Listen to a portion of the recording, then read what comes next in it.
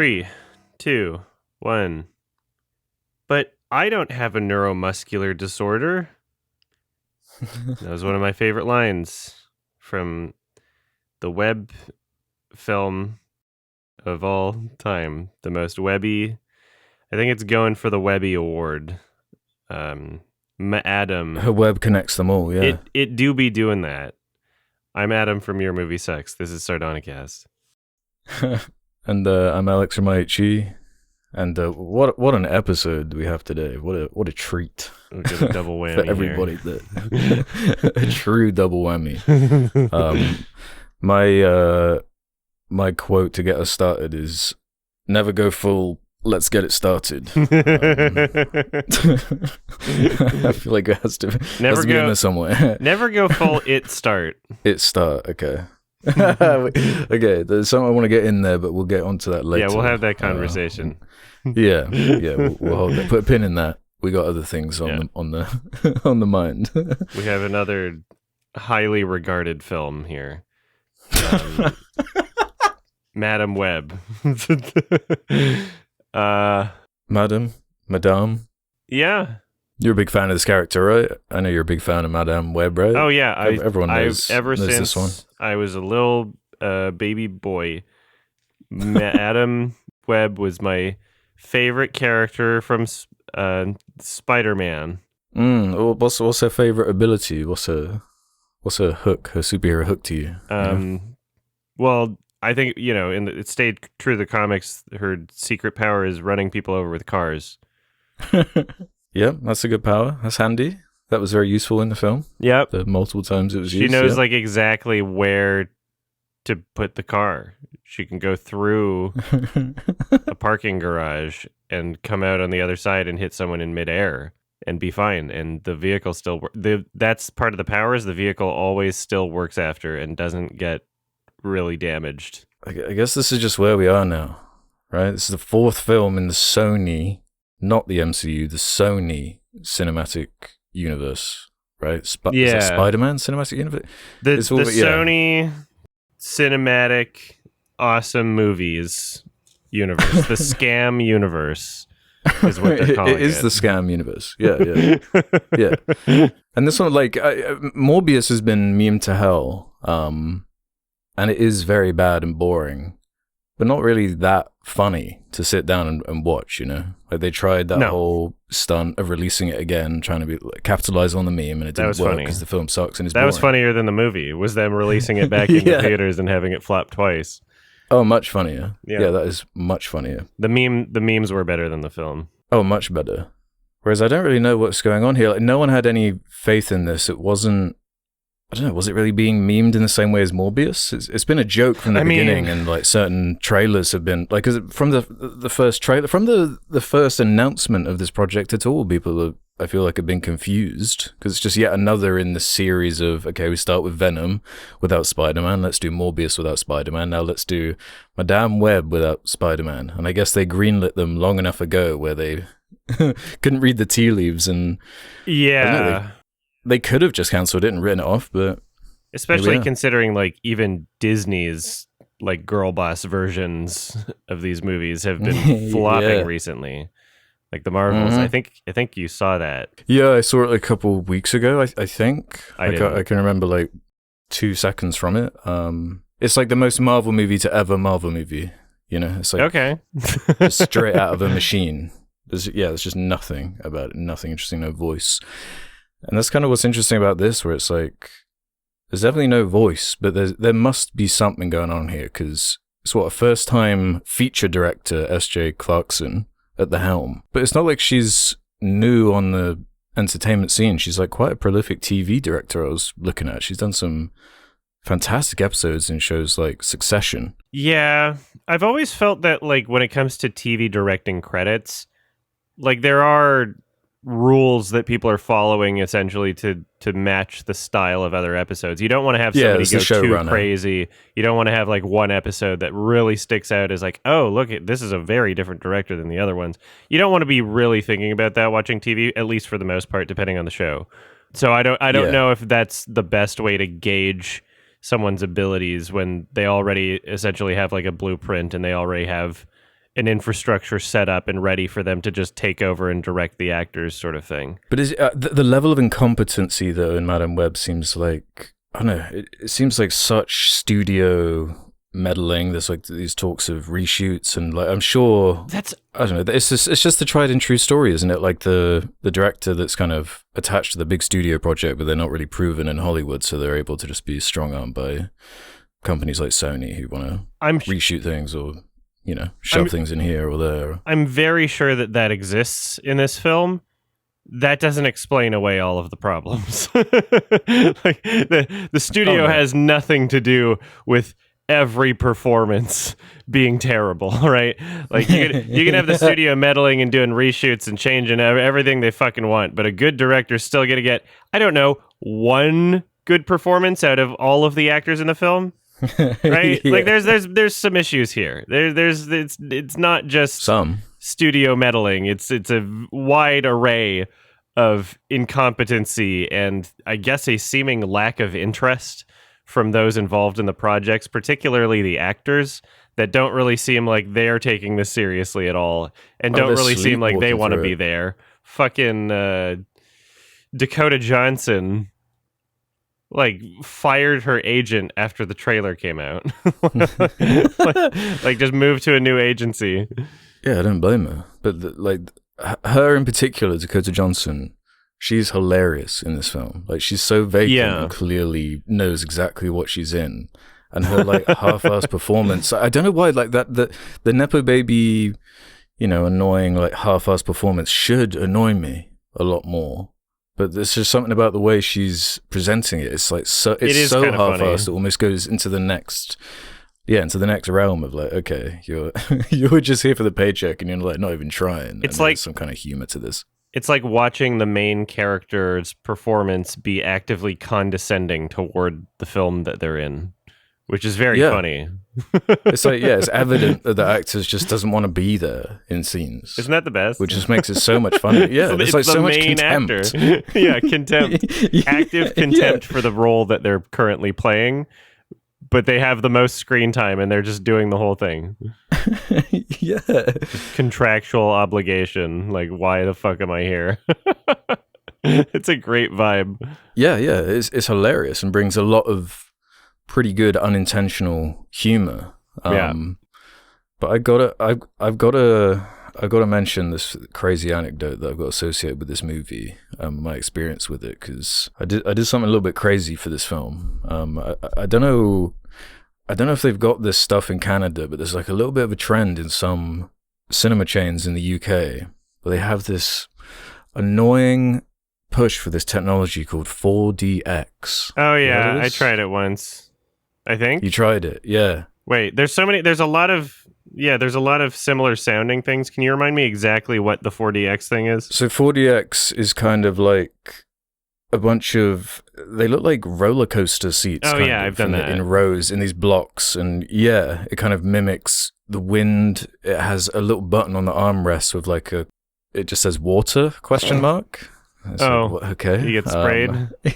So there's like water, there's wind, there's like fake smoke that comes blasting out. Yeah. And of course you're being flung around and prodded in the back with this like crazy chair that like moves with shots and like pans with shots and whatever. And it's like, I'd always seen ads for this that play before certain movies and thought that looks stupid and dumb and I don't get why anyone would want to see that. But this was the one. I've got like the annual pass or whatever to see as many movies as I can, and there was the only screening of Madame Web. Oh no! Cinema I wanted to go to was 4DX. So I was like, well, I guess I don't have to pay extra, so I'll try this out because I mean, this is the time to do it. And oh my god! Fuck. What an awful idea! I just kept thinking about that Scorsese quote of talking about turning Hollywood films into like theme park rides, and it's like, this is you can't really argue with that. So close with this, exactly. Yeah, it's like that's exactly what it's mimicking, but it's also like how distracting it is to the actual film. Like, I agree. Who wants to be thrown around in their chair and like kicked in the back when there's one of the many car crash scenes in Madame Web that like jolt you around and it's like, even you mentioned in your quickie like how few people were in your screening. It was like the same for mine. It was like 4 or 5 people in the whole room with like rows and rows of these like hydraulic chairs moving up and down with like no one in them. And it's like, this is such an enormous waste of energy and like resource. And just it was for like quite a good screening room that like this would be fine without the stupid chairs. So the entire auditorium is those chairs? Yes. That's crazy. Every single one. Yeah, we have in a lot of the Canadian theaters, they'll have something called like D-Box, which is I think the same thing but without the water. They just kind of like jerk your chair around. I did it once and have never done it again. It was for The Dark Knight Rises, and like Batman would punch somebody, and then the chair would move. I'm like, am I the person being punched?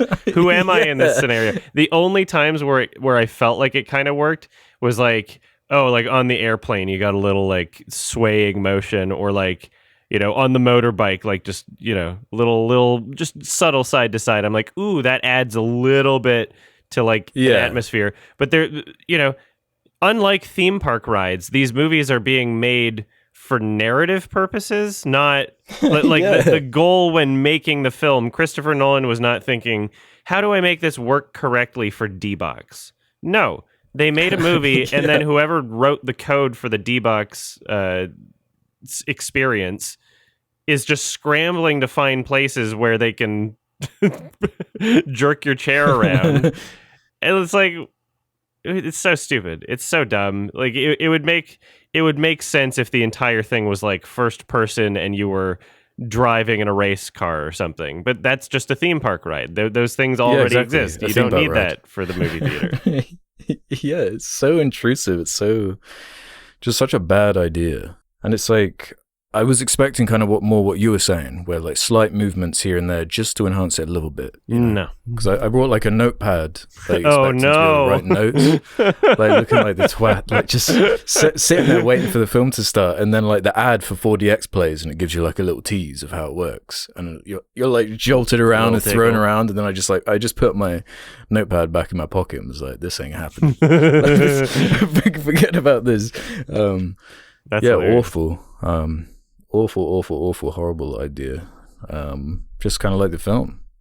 Just pure scam. Like, it's crazy. At least it didn't ruin something that you like really cared about the story for or something. At least you didn't test it out on something a bit on something better. I actually cared about. Yeah. I'm sure they do the same thing for like Dune's a big movie. They're going to do it for like Dune 2. Why not? Oh yeah. Very, very silly. But like you called it the Sony scam universe, and it couldn't be more true. Like I know we've mentioned before how in the advertising for like Morbius and even Venom, I think they have really misleading kind of clips and stuff that's reused from old Spider-Man films and like as a way to basically trick you to go see these films. And I feel like this is maybe the most egregious one. The Vulture stuff in Morbius was pretty bad and horrendous, saying like Michael Keaton's going to be in this in some form, but I don't know, this feels worse. I mean, the whole conceit and like what they were selling the film on with like all these spider women, and they're all suited up. And don't you want to see Sydney Sweeney in a skin tight spider costume? That was Johnson's. She was on SNL, right? She had a pretty funny joke about it being like it's the perfect AI generated movie. I just think it's crazy that they're like dipping their toes into like the girl boss feminist sort of like, you know, that's supposedly where it's supposed to be coming from, but every single one of these girls is cast for their looks. And they're really leaning into the like whole, oh, don't you want to see Sydney Sweeney in the Spider-Man costume? Like, I don't know, that's not who is this for then? But oh man, like just the titles alone, like Madame Web. Who knows this character? They never say the name. They call her Cassie Webb. No, they don't. Nobody ever calls her Madame Web. And she doesn't even resemble like how the character looks in comics and cartoons and stuff. She's normally depicted as like an older woman, like an old lady who like helps Spider-Man by looking through time. But this is an orange story. It is an orange story, which was like confusing me at first because like, I didn't even pick up on that first watch that Adam Scott was supposed to be Uncle Ben. Yeah. Like, well, why are you? I had to piece some things together after the first watch. What's with these links? Like, for sure, I was so confused because All right, spoiler discussion, everybody, because honestly, I recommend watching this in theaters. It's so bad that it's good. Please go see it. Spoiler discussion. I wouldn't give a warning like this if I didn't think it was that funny or that good. Watch it. I was confused because I thought I knew that they were saying Ben Parker, and I was like, okay, I was piecing that together in my head. I'm like, Uncle Ben. And I didn't realize until like way after, and I think after I recorded my review, I started watching some other people's reviews, and then I realized, oh, wait, the woman who was pregnant was not Uncle Ben's wife. That was Uncle Ben's sister-in-law. Emma Roberts. And so the implication is the premature baby is Spider-Man, is Peter Parker. But like, what does it mean? And they are contractually obligated to not say his name. What does that mean? Absolutely fucking nothing. But these movies, what they try to do is they sprinkle in little, see, this is connected to the universe that isn't incompetent. See, this is connected to the things you like. And so by doing so, like Marvel has done this before, not as incompetently, because it seemed like they actually had a plan, or at the very least, they did something that made it seem like they had a plan, where they connect all of these different films together, but there's this overarching storyline of like, we got to stop Thanos. And so then a bunch of the fans of this shit, even though, they would never really want to see Thor 2 on its own, they don't really have that much interest in seeing Thor 2. It's about feeling obligated to see it, to understand what the fuck is happening in the movies you do want to see. And get all those little sprinkles, all those little tidbits, all those details, like, because they're so invested in the story, they need that extra context. Sony's trying to do the same thing, or they think that they are. Not working. They're a parasite, basically. Yeah. It was funny that they got Venom in a post credits in like one of the Marvel movies. I think that's an incredible win. Whoever got that to happen. Yeah, that's insane. This whole thing is insane. Like, considering, like, I thought Kraven was supposed to come out first. It was, and it got delayed by like a year, and they were saying that it was because of like the actors' strike. So I don't know why Madam Web also didn't get delayed in that same way. I guess none of these actors are SAG or something. Like, I don't know. what is in it? A certain quarter or something. I have no idea. But like Kraven makes more sense than Madam Web. At least with Kraven, I don't know. He was in that new Spider-Man game. Yeah, people probably know who he is more than Madam Web. Still a horrible, dumb idea, but like, I don't know. Maybe it'll do better than this. It looks way more boring. It does look way more boring. Less like entertainingly bad and inept. More just like generic. Yeah. This is something. There's very few movies that you can tell are gonna be this bad just like from the trailer. Like there's very few movies that are this funny and this bad at all. Like, this is like once every 5 years or whatever, there's a movie that gets released that is so fucking funny and incompetent that it's just an enjoyable experience. Like, I'm gonna buy it. Like, give me the 4K Blu-ray. I'll fucking buy it. I would see this in theaters again in a heartbeat. Somebody wants to go see this in theaters with me? If I got the time, I'll do it. It's fucking hilarious. It is fun to laugh at. Yeah. It's just a self-made mess, though, where the problems they have to solve by having all these stories take place in a universe that doesn't have Spider-Man in it, when all of these characters are Spider-Man characters who usually are defined by their relationship or entangling with Spider-Man. Like, that's kind of a big core part of these characters, from Venom to Morbius to Madam Web. So, like, when they have to introduce elements like a villain and have like these Cuban spiders that have like regenerative abilities and can... I thought they were Peruvian spiders. Sorry, yeah, you're right. It was Peruvian. But there's like a whole Peruvian spider people that like live in the trees. I enjoyed that a lot, and I was like waiting for... So there's going to be a scene where she goes back and like learns the truth, right? And by the time you get to that scene, it's supposed to be some kind of like payoff. It's just like one spider guy, not even in the spider guy outfit. Yeah. Just explaining to Dakota, just standing there in like the jungle. Man in shirt shows up. Like some guy. And then he gets to deliver the speech. When you get a responsibility, great power will come. That's so good. Like that's parody, right? That's Are they taking the piss? Because this is the same writers as Morbius. Do you think that because it seemed like Sony was kind of like happy with the meme magic for a second, you know, when they tried to bring it back into the theaters, they were like, will people actually see it? And then they got tricked. So why would they lean into this more if they've already experienced that? You know, if they've already experienced being hurt like that, why would they lean into it more? I don't know. Did they? I have no idea. Is it just sunken it's one of these things where it's difficult to discern whether or not it's even aware of some of the comedic aspects. Like, does it know that it's that funny? It doesn't come across like it's self-aware. Some of the actors in scenes seem like they're self-aware as to the project they're in, hence their like half-assed performances, because I don't know, there's plenty of like capable actors in this. Like Dakota Johnson was really good in Suspiria. Yeah, Sydney Sweeney's been good in a few things.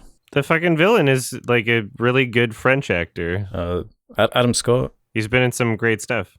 Yeah, man, but he was done the dirtiest. Like whatever they were doing on set with like filming him, like the audio side is like so shockingly bad. I was questioning at first if like the screening was something was going wrong with it because it's that egregious. Well, just nothing matches mouths. It's so frustrating. It's very much like Tommy Wiseau, The Room ADR. It really genuinely is. That level. We're not exaggerating. Anybody listening, it's actually that. Yeah, no exaggeration. Like actually, it is that. Yeah, they I guess forgot to mic like entire scenes and locations or something, or just changed all of their dialogue. Maybe they changed all the dialogue in post. Maybe they just decided he would do a different accent in post. They're like, yeah, let's do a different one. They already filmed it. Whatever. Who cares? Who gives a shit? So yeah, the villain, the entire plot is happening because he keeps getting bad dreams. It's like a vision. He's like, these 3 girls are gonna kill me, and he has a vision of the 3 girls, and they're in their Spider-Woman costumes and adults, and he's like, they kill me someday. And then so his motivation is to try and find them to kill them first.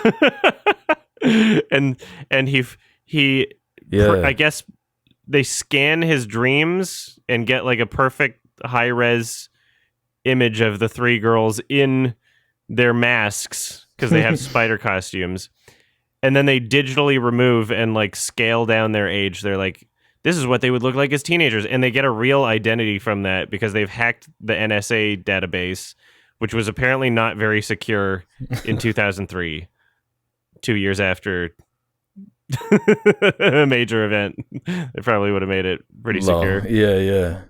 The scale of all that stuff was hilarious too, with the main villain's like she was great. Computer character. She was so funny. Just like this one woman in like a she was hilarious. It's like, who are you? Why are you?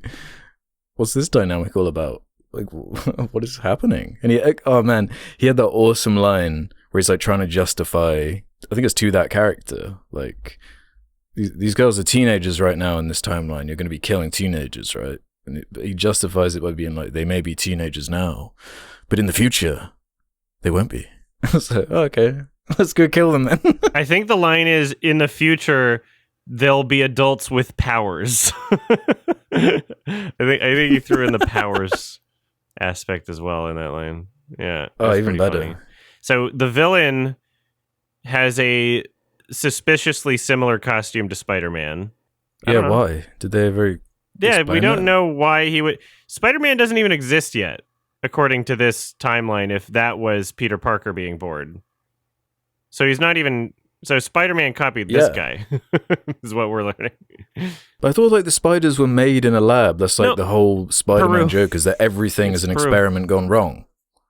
They're just magic Peruvian spiders. They have like psychic powers and everything, and they're just hiding. If you just take a trip there someday, you can find them hiding and try to get a cure for your baby. So the titular madam of the web, Cassie Webb. They never call her madam once. She spends her life living in. She has a disdain for her dead mother because she thinks that her dead mother hated her because she dared go to the Peruvian jungle while she was pregnant with her, and thinks, you must have hated me because you were not responsible and you died in that jungle and now I'm dead. Or now I don't have a mom is what I meant. There's a line, she's like reading through her fucking picture book. She says something like, I think I actually wrote this down. Hope the spiders were worth it, Mom. Just like absolute contempt for her dead mother for no other reason than just her being dead. And she just takes it in the most like uncharitable and just malicious way possible. She assumes malice first.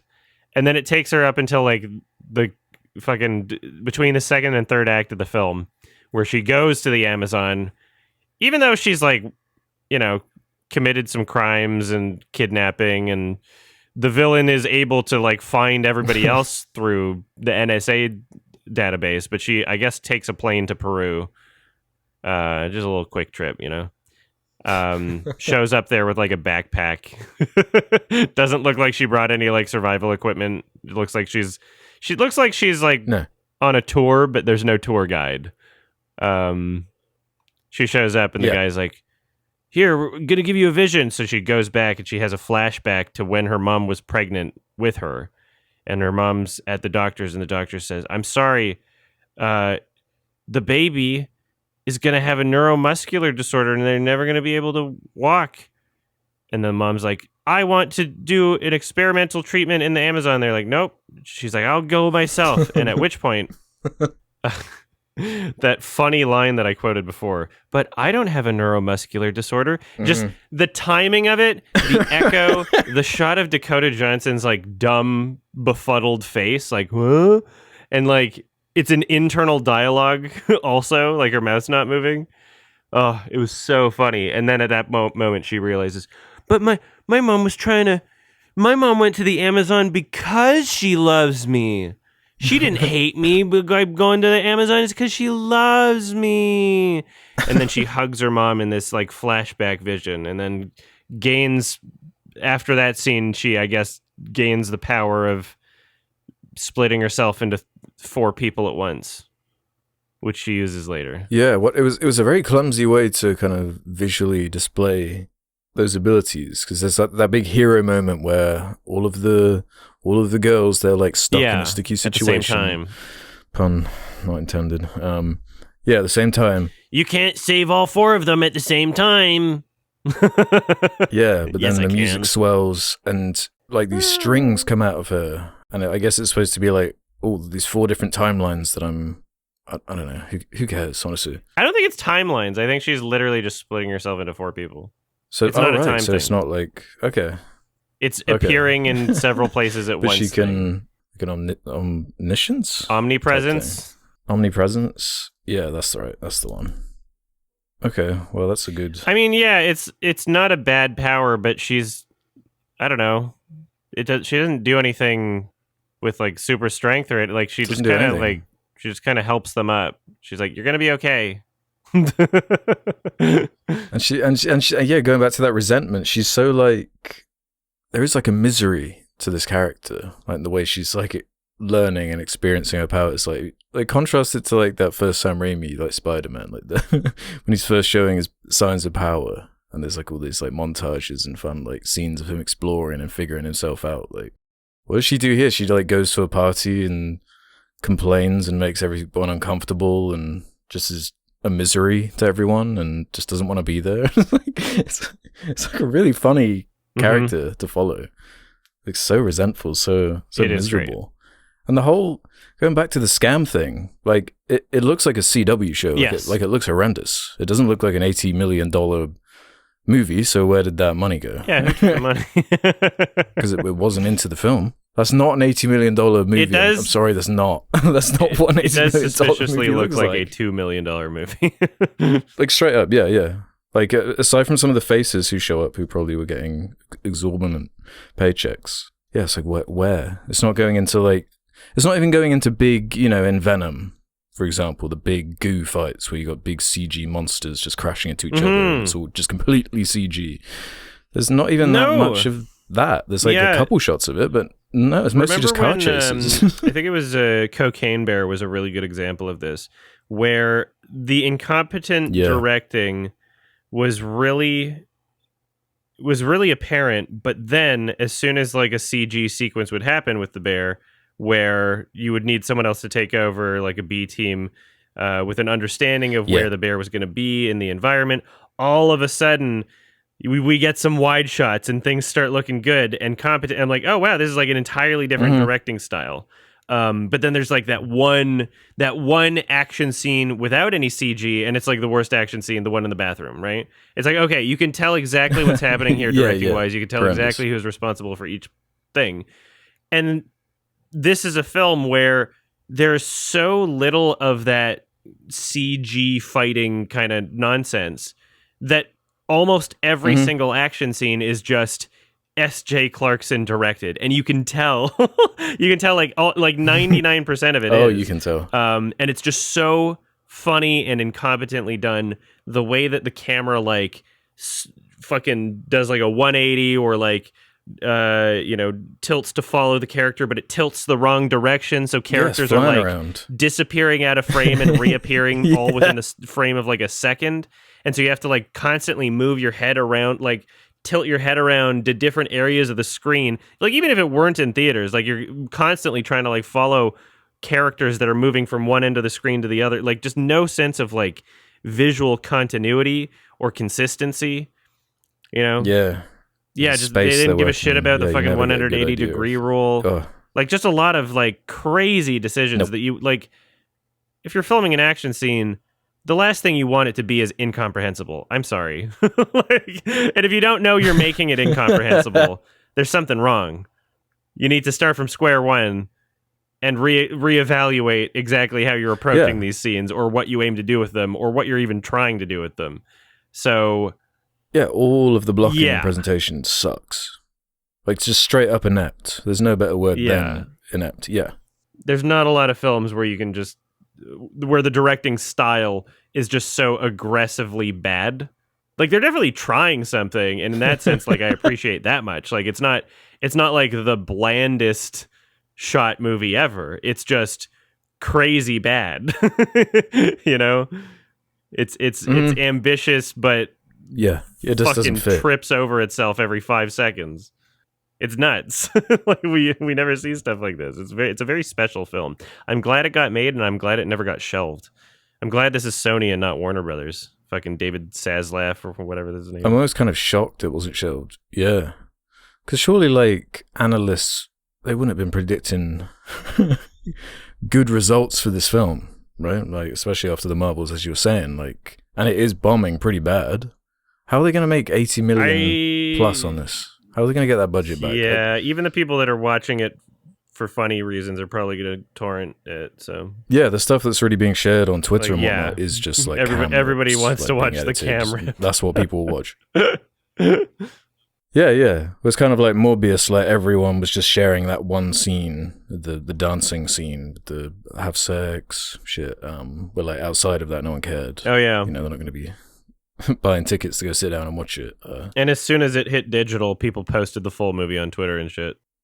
Yeah, of course. I don't know, because I understand that, people memeing on this. A lot of these people, I don't know. I guess maybe it's coming from like a bit of a place of hatred. It's coming from a place of love for me. Like, I'm like, I'll buy the movie. I want to see them make more dumb shit like that. If you can replicate the experience of Madam Web, I would be happy. I would like to support that financially. Yeah, it's weird. How do you send them a message that you don't want to support, like, the Morbius, their cinematic universe, but also like the humor clusterfuck of this? If we could prove that this was a viable business strategy, they would give Neil Breen a movie. Could you imagine how cool it would be? You guys are preventing the coolest timeline from happening right now by not buying tickets to Madame Web. Yeah, if we removed the $80 million that was invested in Madame Web, so it doesn't exist anymore, and just give it to Breen. We get a better movie. Oh, imagine what you could get with $80 million of Breen. We'd probably have like a suite of movies for that. We'd have like Breen for we get 1,000 Breen movies. Maybe, more. Yeah. Yeah, I feel like the budget thing is like getting so insane in Hollywood, and it's like, where, like, these numbers don't make sense. Like, where is it going? Yeah, this one's confusing. You know, and a bunch of them are straight up just hiding it too. Like, we're getting just less and less info as time goes on, it seems. And yeah, just more and more scammy. I mean, Dakota Johnson and Sydney Sweeney in the same film, like, it's probably a big chunkier budget. It's probably a big chunk. That is expensive, yeah. And it's crazy that they thought that would just be enough for people to watch it. And it's crazy, like, so that, yeah, and also the marketing of just like, oh, I bet you're excited to see her in spandex, and then nobody is. Ever. Yeah, true. And it's just like, just basic marketing stuff, right? Like, to not include the word spider in the title, or like, I don't know, just like a subtitle of like, Madame Web, Spider-Man, Spider-Women, I don't know, just something that actually indicates what it's a part of. Because it could be anything, really. If you look at those posters, it's like, what is actually indicating what it's supposed to be a part of, aside from all the like the spider web references. There's some similarity with like the font and the poster style, I guess, to like clue you into thinking that it's a part of that. I suppose there's these overlapping contracts of like all the stuff, the imagery they're allowed to use, the logos and symbolism they're allowed to use is quite, I don't know, restrictive or I bet bureaucratic. I'm willing to bet that this movie would have made at minimum twice as much money if they just had one shot of Venom in the trailer. Even if Venom never showed up in the movie. Just show one shot of Venom in the trailer and it would have gotten a shit ton of people to like just buy a ticket. That's what they don't understand is like Venom wasn't successful just because it's a fucking Spider-Man villain without Spider-Man in it. It was successful because it was recognizable. Venom's a recognizable character. I don't think Sony has a grasp on which characters like it's a part of like culture. It's a part of the public knowledge. Madame Web is not. Kraven the Hunter is not. Yeah, Morbius is now, but was not before. And even beyond that, the Venom appeal, it has the broad like just CG monster mess. It's a goopy movie. People just like, people like, they just go see The Meg, they go see Venom, they like big CG goo monsters just fighting. Whereas you don't get that itch scratched from here, or you get it a little bit more on Morbius. That was kind of more what I was anticipating, was like the Morbius level, where they're turning into CG vampires like flying through underground train stations. And so this is the same shit we've seen a million times. I forgot about that scene. Thanks for reminding me. Like the villain being crushed by the... Jesus. You're welcome. Yeah, it's a good one, eh? It is so boring. All the slow-mo and everything. Whereas like, the villain is beaten by like a pea falling on a Pepsi pea, right? That's like in Madame Web, and it's what... That's the climax? Yeah, she doesn't really do much. She just kind of drives into people. She just does a vehicular homicide attempts. Well, this character kind of makes sense as a like kind of behind the chair, giving information to a more proactive character. Is that what she does in the comics, or what? What can she actually really do? I think she's more of that kind of role. Yeah, like she's more of like a prophet, I don't know, you go to her for information type thing. Or yeah. She was acting like it near the end. She's like, Gesundheit. I haven't sneezed yet. Achoo. Thank you. Whoa. And I was thinking all the way back to Amazing Spider-Man 2 that ends on that shot that was in the trailer of like Spider-Man about to fight the Rhino. And that was like all the marketing. Yeah, the thing they did here with them like using all the visions to the future of the Spider-Women as if that's like part of the film somehow. But just it's not present at all. Like that Rhino fight, like the Tom Holland references in Morbius trailers, and it's just like I'm not even like annoyed by it at this point. It's like so What else would Sony do? What else would they even do at this point? Like, it's so expected. It's not even a surprise. They are maybe the scammiest out of out of a major studio that's not like fucking The Asylum or like Video Brinketta or something. Like out of like a major player that actually owns the rights to a Marvel property. I think they're the scammiest. They really just it's shameless. They love lying about their movies to try and trick you into seeing them, and then even at that point. They're not the best at succeeding with their it doesn't even work out for them. That's the funniest part. Yeah. Like, Morbius didn't make heaps of money. Like, their only success has been Venom, and all of the takeaways they got from how much money Venom made was like, oh, I guess any random tangential Spider-Man character, people are just going to come and watch movies. Oh. It's like, what? Yeah, let's get Madam Web. Let's get Morbius on there. And even so stupid. It's like, it's crazy. I feel like you could just go up to like a random 14-year-old MCU fan and be like, oh, you'd get better ideas. Is this a bad idea? Yeah, they'd be like, who's Madam Web? What? Where's Spider-Man?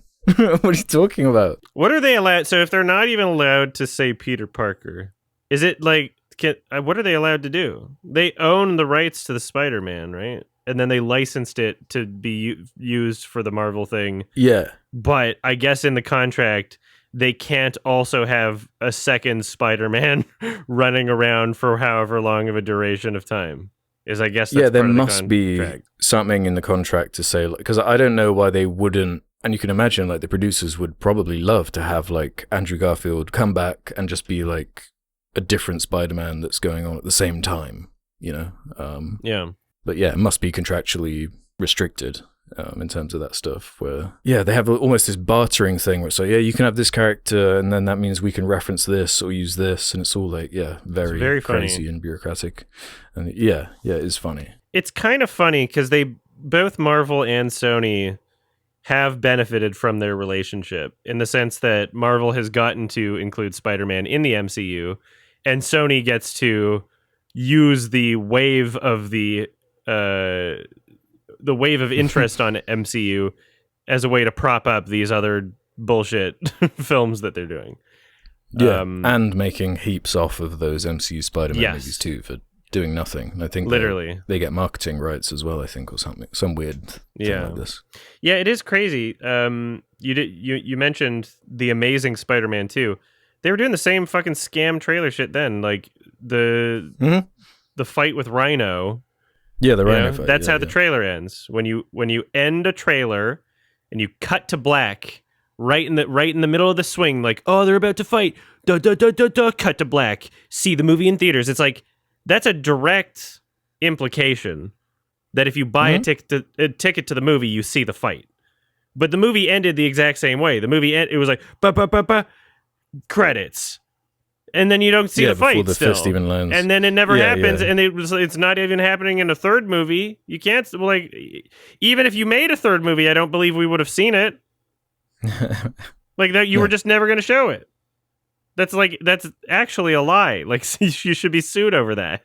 Like, I'm not even kidding. Like, I don't know why people don't get more annoyed by that. Yeah, it's incredibly dishonest. And I don't know, that's a weird film because a lot of people and Spider-Man fans just love that film and defend it to the it's funny to the end. Yeah, I don't get it. Yeah, people are trying to redeem it. It's not that bad. Especially now, with the Andrew Garfield being in MCU or whatever. People, I don't know. Yeah, it gets very messy. They forget about the filmmaking.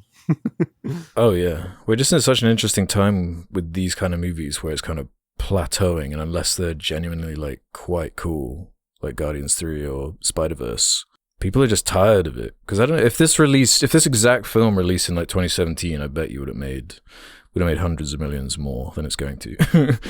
You know? Yeah. People seem it's just the bottom's falling out of this genre.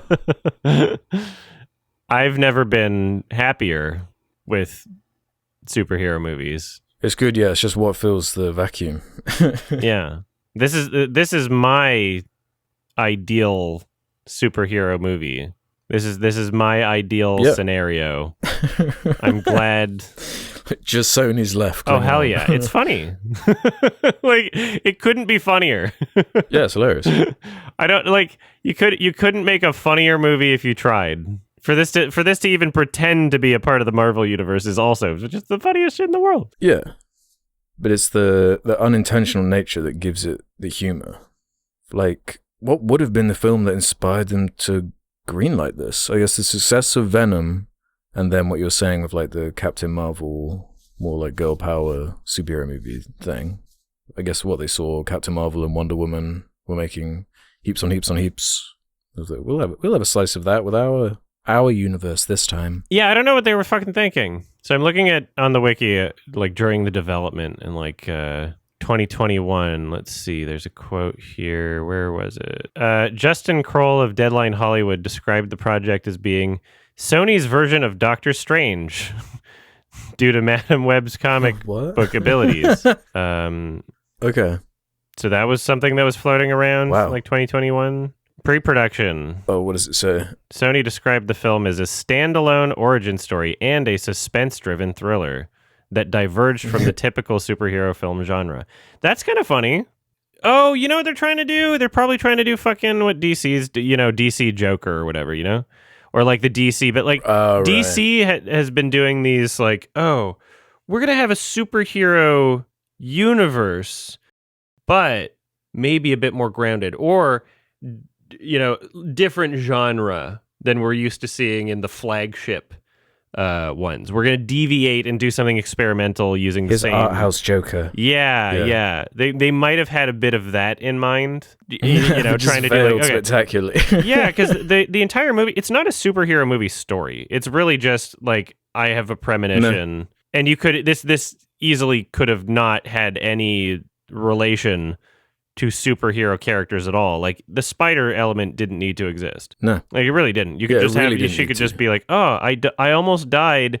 Now I'm getting strange visions." I'm pretty sure that movie has existed a billion times. Also, I'm pretty sure we've seen that movie. We've all seen that movie. Everyone has seen this movie. Yeah, the tropes anyway. Exactly. So that didn't need to exist.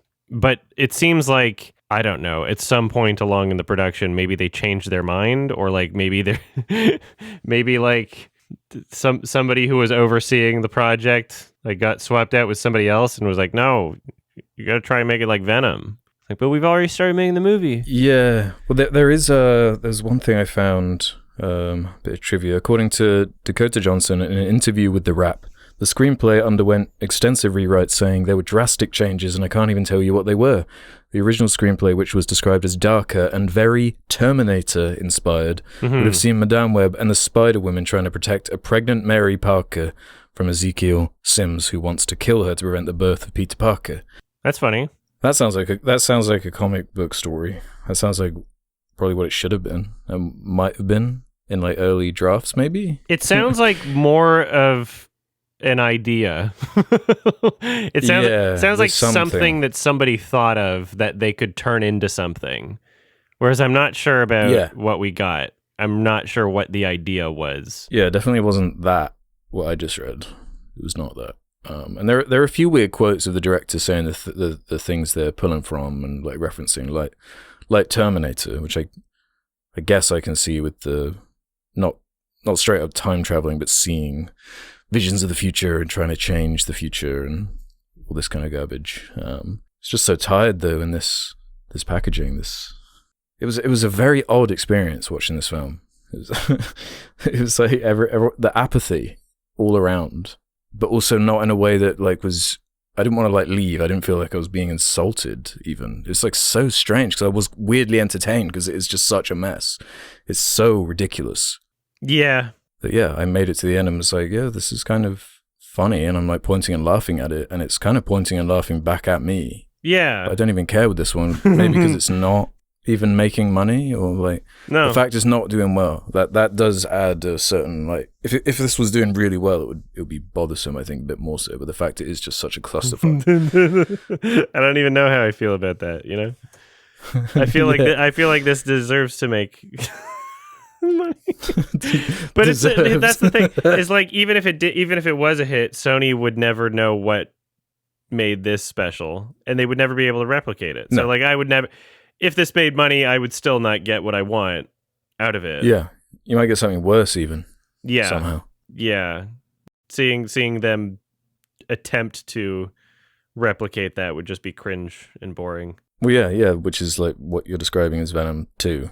We've already seen like, weirdly what they're enough. capable of. Yeah. Oh, it's crazy how many of these we have to just like throw away at this point. Like, oh my god, there's so many of these films. And what makes it funnier is the very direct, clear implications at the end where they're like, aren't you excited? Because you'll see them do spider things in the next movie. It's like, did you even believe that? It doesn't seem like Sony was even confident in that. It doesn't even seem like the writing, like nothing about this movie, of course not, makes me believe that anybody involved on the production thinks that that's going to happen. No. Like they're all just kind of lying out loud and they know that they are. Was there an after credits scene? I was so pissed. I stayed there the whole time. Oh, you stayed? Yeah, I normally just clear off, but Google it if it's like Aquaman or something. But you don't even know surprising. If there were any extra 4D motions in the credits. I needed to vomit. Yeah. Yeah, I don't know. I want to see like where the bottom of this, you know, like where's the true end going to be? Who's the real, not even victim, the dunce in all this, you know? I don't know. Because the dunce hat is, I don't know, like Sony, they've been doing their own thing for a while, and the dunce hat kind of needs to go back to Marvel. I feel like they've messed up so badly the past couple of years with their Disney Plus strategy and and their parasite nature means like I guess they're most responsible for the fatigue, right? Yeah. So then, of course, the Parasite movies like this are going to be a level of bad even worse than you could even imagine. When the thing that they're parasiting on, that they're drinking, there's like no blood left. so you wind up with Madam Web. It's getting too venomed, kind of bro. Awesome. Let's get Carnage up in here. We need some other goo up in here. Damn, yeah. We're getting Venom 3, unfortunately. Oh, is that confirmed? The trilogy. I mean, yeah, that's coming out this year, right? Oh, is it? Wait, really? Let's see. This year? I think so. Yeah. That's what I know. That's what it says. 3 of these in 1 year. It literally says Venom 3 that is mad. That's crazy. So there were going to be 3 this and Craven and of these Madam Sony movies and 1 MCU movie this year. That's awesome. I love that. Isn't that crazy? How the tables have turned. It's the ball's in your court, Sony. This is your year. So far, they own the genre now. Yeah, basically. So far, nothing but hits. Big swoosh. Yeah, I somehow doubt the Craven kind of conversation. Nobody's gonna watch it. I feel like it will be like mocked for like 24 hours on Twitter, and then we'll just never hear or think about it ever again. Whereas this will be a meme for a while. You know, I would watch this again to make fun of it. So what's Craven's deal, right?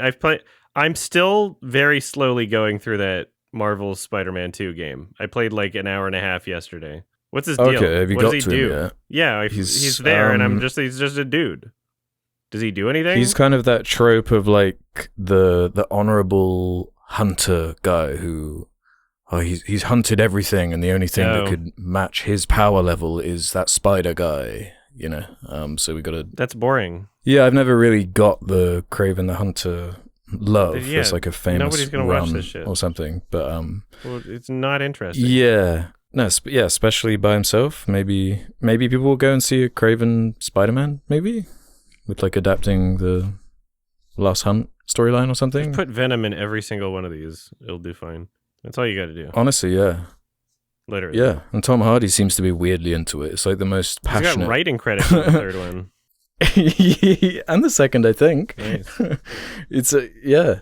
They must be like very thankful that they got on that Venom train when they did. Yeah. I guess just a couple more things about Madam Web, just about the filmmaking and everything that doesn't work. I find it funny that they like put in these bare bones attempts at characterizing or distinguishing character between these 3 girls that are all supposed to be teenagers but are like mid-20s at the earliest, and it literally took me until like the end of the movie to realize, like, well, like what? Just because of their dynamics, it's like, oh, you're actually supposed to be teenagers. When she kidnapped, quote unquote, kidnapped the girl on the train, and she said, like, my mom told me not to talk to strangers. I thought that was a joke. I thought that was an obvious joke of like, oh, she's saying that, she's obviously an adult, but that she's just being condescending. Yeah. No, that was a line because the character's supposed to look like fucking 15 or something. And I didn't even understand. I didn't even understand until later. I think I picked it up in that awful teenagers now line. It was like, oh, okay, that's what they're going for, I guess. Yeah. And so one of them is rich and rude. One of them is a science math nerd. They eat math for breakfast. And the other one is Sydney Sweeney. And they very briefly mention their character traits, and they never come into play once throughout the entire film. No. They don't get used. There's no reason for them to be three different people. She could have just been saving one person, right? Yeah, true. There's no reason why three of them needed to exist. There's like literally no reason. In fact, it just bogs everything down and makes it harder to characterize any of them. Yeah, or to care about anybody, or to follow the like that. But why did they do that? To sell more pop vinyls? Like, why would you do that? Why are there three of them? For the marketing? More faces on the poster to make it look like a big team up. People love team ups. Diversity. So the Spider Women you've been waiting for, they're finally on the big screen. Yes. I've been waiting. And then, she steals a cab and just drives it the rest of the movie and is like, it's mine now. And nobody cares. Yeah, she like breaks the license plate off or something. Yeah, but the cabs are numbered without the license plate. Yeah. It's a cab.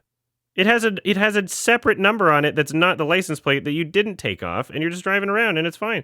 Obviously, also, without the license plate on it, cops are probably going to be looking for a cab without a license plate too. It's reported stolen, right? It's banged up a little. It's fucking obvious. Why are you not arrested?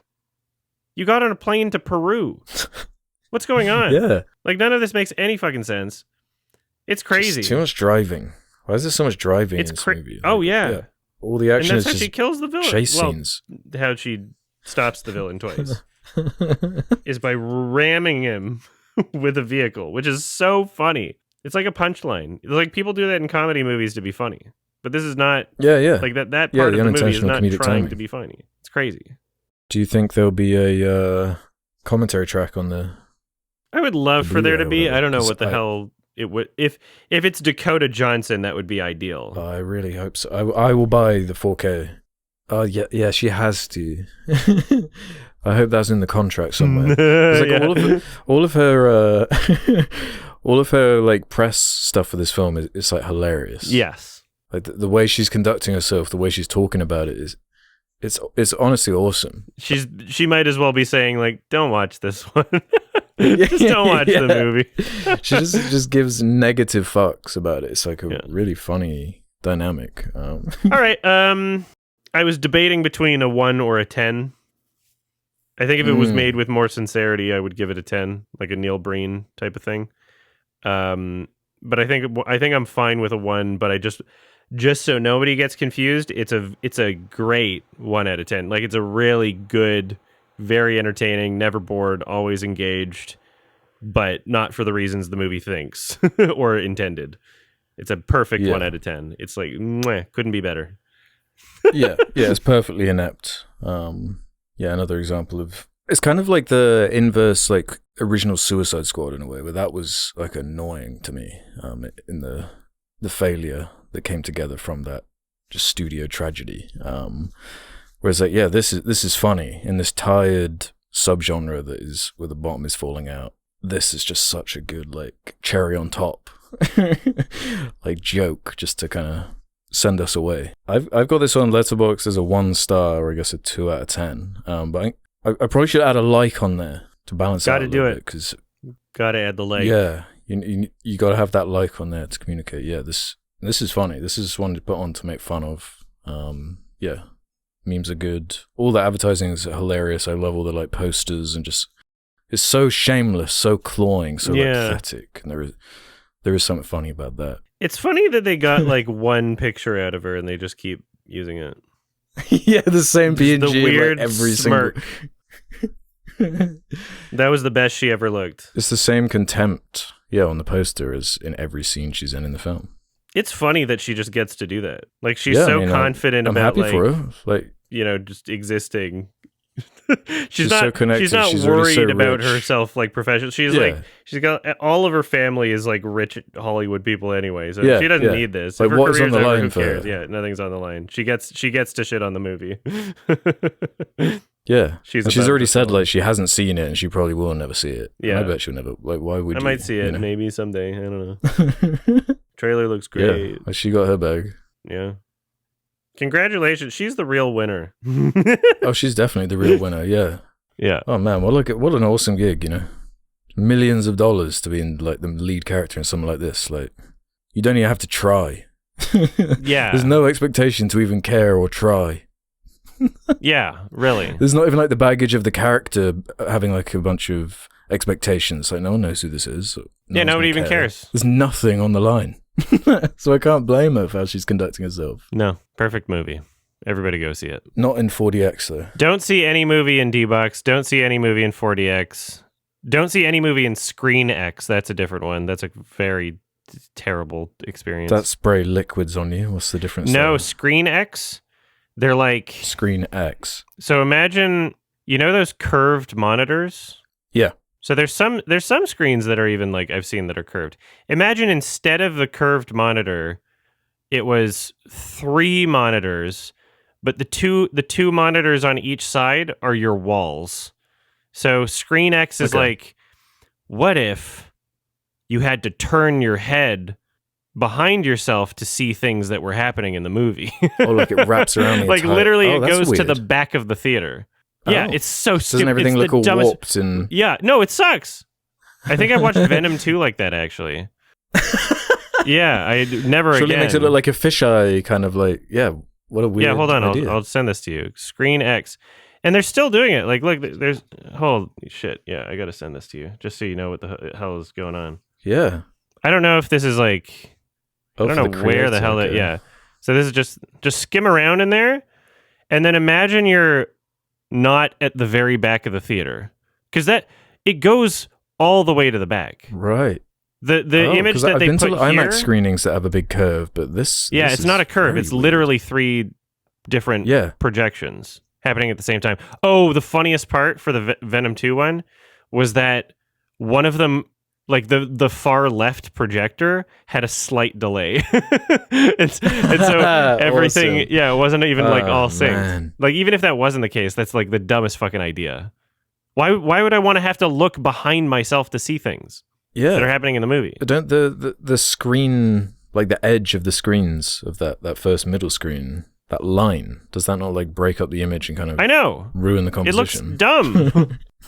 It's the stupid Screen X. I can't believe they're trying all these dumb gimmicks. Like, I can't believe they're still trying to think of ways to upsell, building like entire theaters After and 3Ds like kind of died. Yeah. Like, what are you doing? What's the point? Yeah.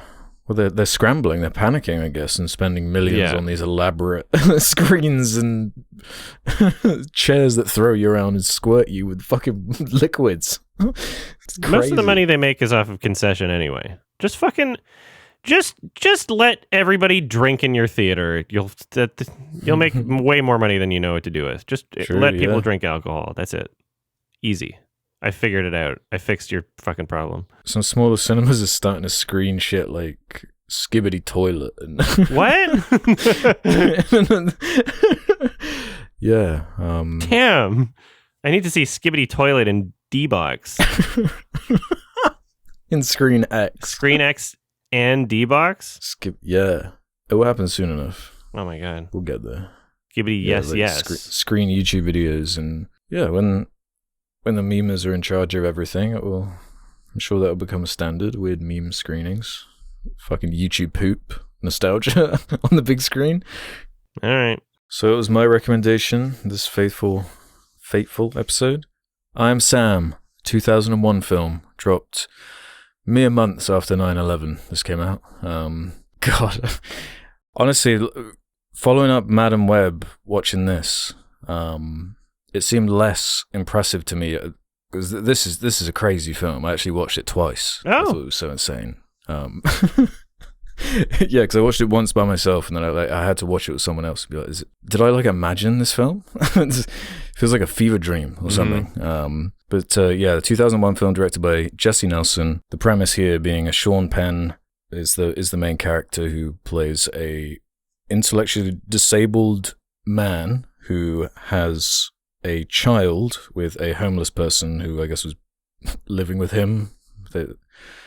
We'll delve into that a little bit more in a second, but they skip over that conveniently. And most of the film is a courtroom drama with Sean Penn acting as this mentally challenged individual with the Dakota Fanning introduction of this daughter character and the trials and tribulations and incredibly unearned drama of it all.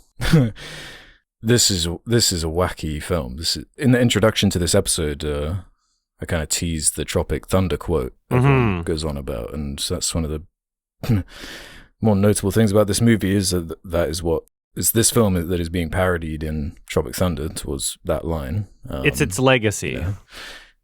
It is its legacy. That and an Oscar nom for Sean Penn and a interesting disconnect between, I noticed this on IMDb, the user rating and the critical rating. Oh.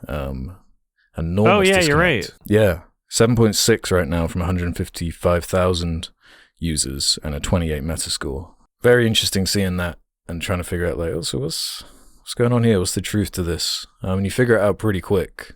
It takes mere moments. Because to me, when I saw the premise and the fact it's intellectually disabled man fights for the custody of his 7-year-old. So to me, the idea is part of this story must be explaining this situation to begin with. But within the first few minutes and the whole Starbucks gag ending with Sean Penn in the hospital room with the baby being born. Yes. In the most cop out, so you don't even care to address this. You just want to create the most manufactured, unearned drama. Yeah. So you can have these manipulative ass scenes where the worst John Powell music you've ever heard is blasting. Yeah, I was disappointed when screaming. I saw that he was responsible for that. Actually, I didn't know until halfway through the movie. I was very shocked because I normally quite like his music. My boy John. Yeah, I'm normally into his stuff, but this was.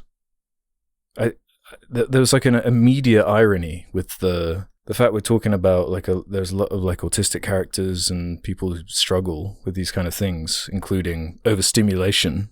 And so much of this film is an overstimulating mess. The music is overstimulating, the editing's overstimulating, just fucking everything about it is too much. It's shot like The Office. And we were talking about the unintentional humor in fucking Madam Web. The unintentional humor, the timing of everything is edited as if it's a comedy. It's very strange. Yeah. But they're trying to play it as a straight up drama. There was definitely you have this insane tone. There's definitely, it feels like a disconnect of different people working on the project with differing ideas of what it's even supposed to be. It strikes me as the type of film where the director, assuming that they have some sort of vision, which I assume that they would have, it doesn't seem like that's what they thought the scene would have been when you see the end result of the scene. Yeah. The where Michelle Pfeiffer criticizes her assistant and her assistant starts crying. And like you were saying, the way that it's shot, almost kind of like The Office, just this aggressive, shaky cam, it kind of reminded me of Black Swan, but not as good, obviously. Just like an Aronofsky drama. And I feel like maybe that's kind of closer to what the director might have been thinking. Because you look at the emotional weight of the scene, there's characters crying and there's some serious type things happening, but then the music just absolutely ruins it, and the editing absolutely ruins it, and just these things that are taking place in post after the scene has already been shot that are drastically altering the way that it comes across. And I have to believe that there's no way the director thought that that's how the end product of the scene would look, right? I have to. It's confusing. It's confusing. I don't understand. It seems it's like, so yes, conflicting. it's stylistically. I can't remember the last time I've seen such a disconnect with like the technique they're using to present it, but the subject matter and the writing just like really clashing. And it like, doesn't complement what it's trying to achieve. And it gives it this really confusing tone where it's like, we keep talking about these films that are like parodies of themselves, but it almost feels like a gag at point. It's crazy how it comes across. Have you seen Riding the Bus with My Sister? No, but you've mentioned it before. There are so many similarities, and it came out in 2005, so like 4 years after this, and I guess it was like a made-for-TV movie. Performance-wise, very similar, like a lot of the similar tics and a lot of the similar like inflections in the voice, and also tone-wise. Immediately when the music started playing in this film, I just don't understand why Hollywood's approach to people with, mental disabilities or tics or OCD or autism or, any variety of these things. Mm-hmm. I don't understand why the mid-2000s Hollywood approach to this was to force this bizarre tone of like, aren't they quirky? This is so silly, but like a sprinkle of like almost attempted empathy in there as well. But really, like the tone of it seems like kind of condescending and mocking, right? Like it's what are you going for? Well, because the message is normally it's a character like the Michelle Pfeiffer character comes to the realization, oh, he's a human being as well. that's normally like it's like the audience is going through that journey. Like, who is this made for? Like people that want to pat themselves on the back and are like, I finally learned something about this movie. They be people too. They do be people. Yeah. And it's like the music you might as well have had like a fucking like out of tune tuba just like following them around like diegetically. Just some guy in the background following him around with the tube. Boom, boom, boom, boom, boom, boom, boom, boom, boom, boom. Like, that's what the soundtrack really feels like. Is just something that's just kind of like joking at them. Yeah, exactly. It kicks in to enhance a comedic tone, usually. It's like so lighthearted and goofy. It's so yeah. It's absolutely irritating, and it ruins a lot of it. And the editing choice. What was with all those freeze frames? The freeze frames are hilarious. That was crazy. Again, feeding into the like parody of itself type thing. It's like you. It's always on and nothing feels. It doesn't feel like people interacting. Like none of it. It's so weird. Like Sean Penn's going around. He works in Starbucks, I guess, and is trusted around like boiling hot drinks and scalding hot drinks, I guess. Everyone he kind of interacts with is like so over the top, like nice all the time. Yeah. Like the complexity is ripped out of every character to the point. It's highlighted crazy during some of the courtroom scenes where the quote unquote villain lawyer, who's kind of being framed as the villainous role, he's kind of making points. Like what he's saying is kind of like, well, yeah, given what has been established here, there's a scene where Sam is told that he has the mental capacity of a 7-year-old and that's kind of where the drama comes from, or the conceit at least of like, we're worried about when Dakota Fanning turns 8 and you have the mental capacity of a 7-year-old, so you're not going to be able to keep up or whatever. But yeah, by the time it all kind of like wraps up in these courtroom scenes and you're siding with the villain, really, with like how it's being framed. And that's not right. You're not exploring it in like a complex way or, expanding on these black and white concepts you're bringing up. Like that's crazy. The surface level, casual, manipulative way they try to manipulate the audience with these like really basic, unearned drama beats. Yeah. It just doesn't make any sense. Like none of this would happen. Like she lives with him for what, like 7 years. Yeah. How did you get to age 7 without this being an issue? Exactly. Like, they didn't even know. Nobody knew about without this child. social services getting involved. She is smart, right? The problem is like she's perfectly smart, perfectly capable.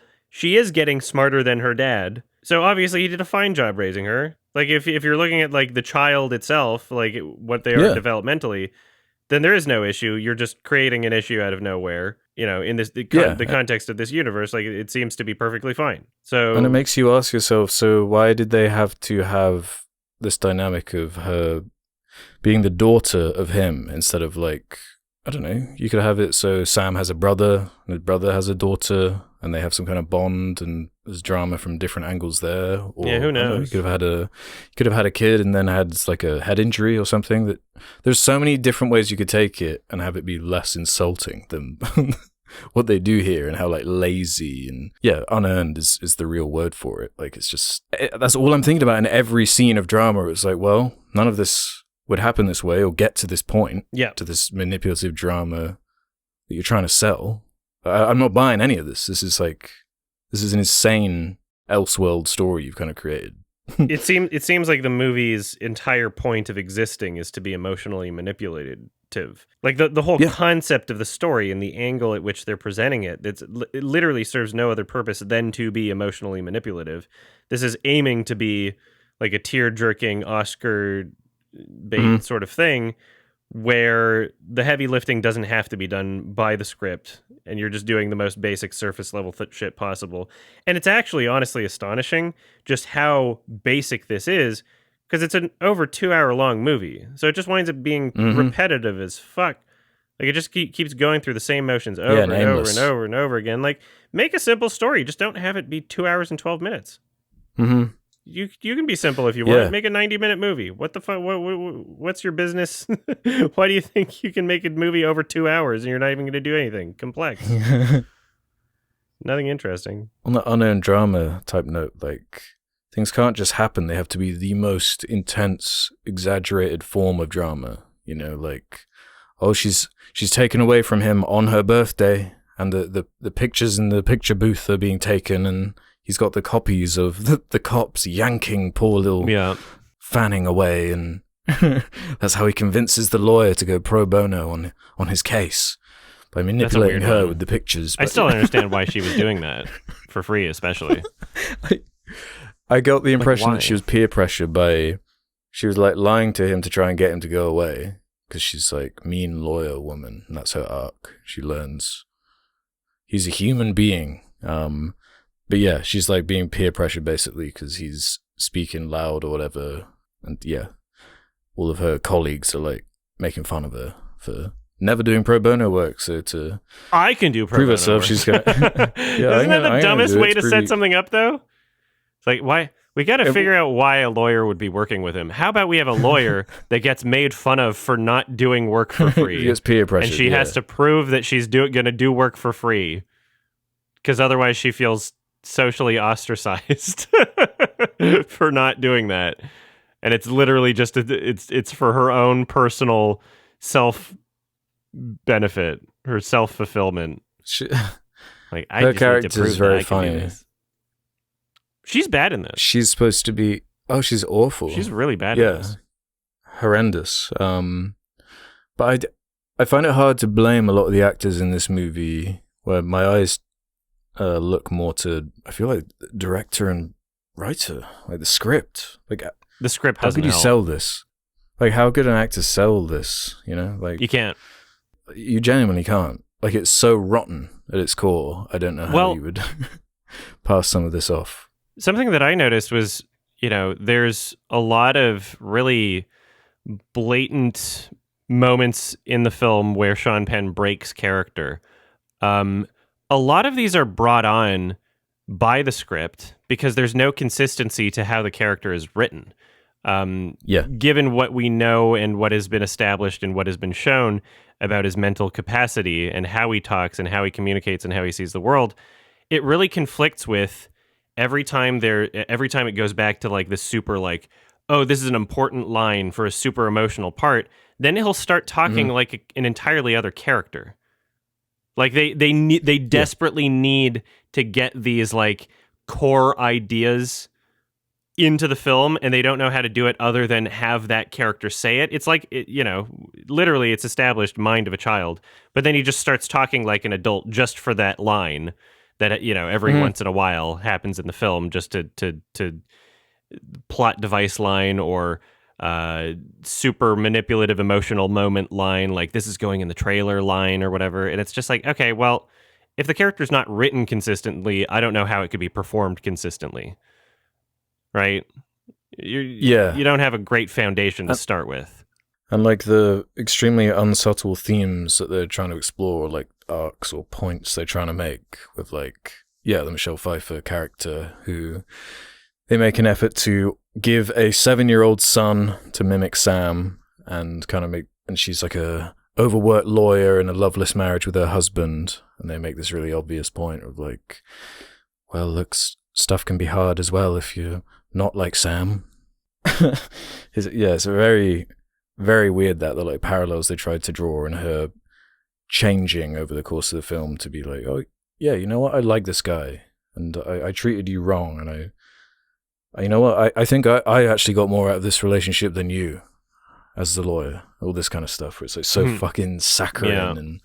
And and she's got some of the more like out of pocket dialogue, I feel like, because she has a lot of with her having the main kind of arc of the character changing, she has got some pretty interesting dialogue, like in some of these scenes where she's in court or whatever, whipping out lines like something like, have you ever felt a task is so unbelievably challenging it makes you feel, and then the R yeah, she does say it, which she straight up says it, and that's how they refer to his date in the movie. They say he has autistic tendencies, and the rest. And I asked you this question before we started recording this one, like what was the etiquette with that word in regards to a film from 2001, and how do you like, it's like in the dialogue a bunch, it's in, I don't know, it's like referenced a lot. It used to be what you would call it was like a medical term. Yeah, every single insult that exists to describe a mental deficiency has been a medical term at one point, because that's why people use them as insults, right? The word dumb was a medical term, right? Like it's absolutely inescapable. And I don't know, the R slur, the reason why I'm saying R slur is because I know enough people get offended at it that even though I don't think that it's like a bad thing to say, as long as you're not calling someone with, a mental problem that like an actual person that's struggling, like you don't want them to feel bad, right? Just the word in of itself removed from context, I don't think is bad, but I'm not going to say it.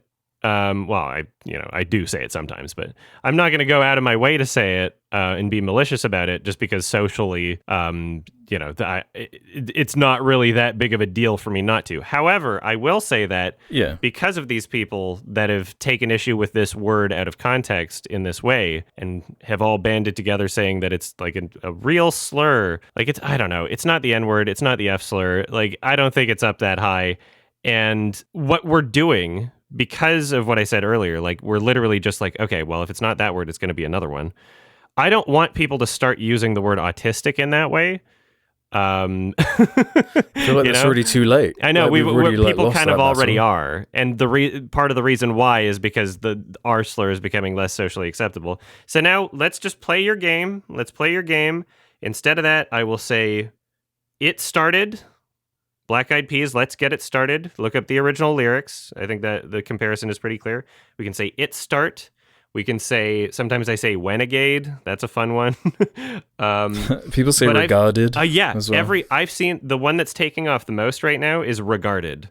So in online communities, and I'm saying it now, I've seen it in a couple communities, it's spreading like wildfire. And pretty soon, we're not going to be able to say a perfectly fine word like regarded. And it's your fault. It's your fault for taking issue with the R slur in the first place. Now we're ruining other perfectly fine words. Right? We had a word for it. Yeah. We're always going to use, like, that's the planet we live on. We want to promote, like, we want to promote things like intelligence and critical thinking. So if you're in an argument with somebody on the internet and you're behind a keyboard or something, right? And you want to describe someone not using critical thinking to their fullest or being, absolutely obtuse, it's how many words are we going to use, right? Like, I don't know. I feel like we're creating more problems by not understanding that it's a completely unwinnable goal to just keep chasing the new word and being like, oh, you can't use that anymore. It's like, well, okay, it's just going to be the next word. Like, what are you doing? We got to settle on something eventually. I found this one interesting, especially because I think it's like the only word in my lifetime where it's like really, or maybe like gay and a couple of other words like that. Yeah, it was probably gay and the R slur with a big like. That's just what everyone said all the time, and like watch Judd Apatow movies from the early 2000s. Oh hell yeah! Just any comedy, basically. Like it's like every other word. And it's like, oh wow, this weird. Like it's just what we were raised on, basically. Yeah, and it was socially acceptable to say it at the time, and now it's not. Yeah. And now we got to look back on these things and be like, well, this has an entirely different context now. For no good reason. You know, a lot of people like they reclaim their slur or whatever if they're part of the community. Like what how does that work with this word? As a furry. Like I am claiming the R word. Yeah, it's quite broad. That's probably why it's a bit more preferable than just calling people autistic, because it is broader, you know. Like yeah. Putting a specific condition on someone who's, I don't know, it's a bit different. It's one of those things where, like, I don't know, I feel like there's words out of context, removed from context on their own. There's so many much more offensive things that one could say, right? Like if somebody's casually, if somebody's quoting a film and they say the word faggot, or like they're talking about cigarettes, or they're even talking about it in reference to a gay person, but there's no even inkling or implication whatsoever that it's done with any sort of malicious intent.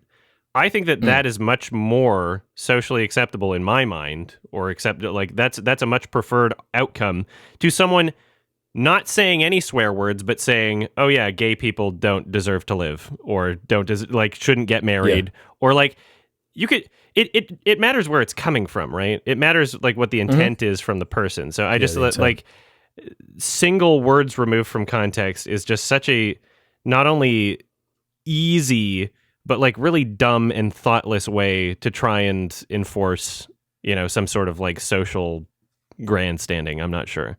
In that sense, like I said earlier, if a word has so much history and there's enough people that take offense to it in that immediate way, I'm not just going to be saying it and being like, oh yeah, it's so important for me to say this word. I'm not going to like run around shouting the N-word at people, obviously. And even in that sense, you know, I'm trying to cool back my R slur thing, even though it was a bit more of my vocabulary at a certain point in time. I'm trying to cool it back and I'm trying to stop using it. However, we're just going to use other words. I'm just going to say regarded. Yeah. Like there, I'm not using it. Like who cares? I have it's like a core memory of like a heartfelt email I got from someone once after using that word in some content years ago. And yeah, they basically did convince me like, yeah, I probably don't need to rely, if I feel like I need to rely on this word to be entertaining or humorous, then I'm probably not very entertaining. So it's like, yeah, it's not going to take much for me to just pluck this out.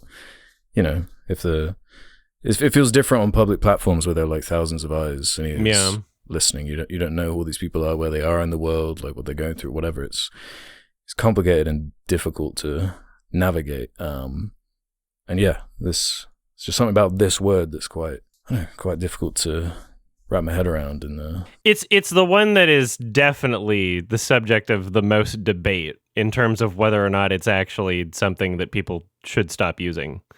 It's stuck around, like even past its point of being like socially unacceptable. Like people are still using it, and then you know there's like this almost kind of like people are trying to redeem the word. Like I'm all for it. Who cares? But I'm just going to say regarded or it started or renegade. It doesn't matter. It means the same thing, right? I'm not talking about actually mentally disabled people, right? If I'm using it as an insult, I'm not. I'm talking about somebody who's promoting the film Sound of Freedom, right? Like this is a different category. Well, yeah, if we're literally at the point where we're just subbing it in for regarded, it's like, well, what is the difference of that? There is no difference. Like what? I could just say like, okay, exactly. instead of the R slur, I'm saying dumb now. Now dumb means something more than it did before.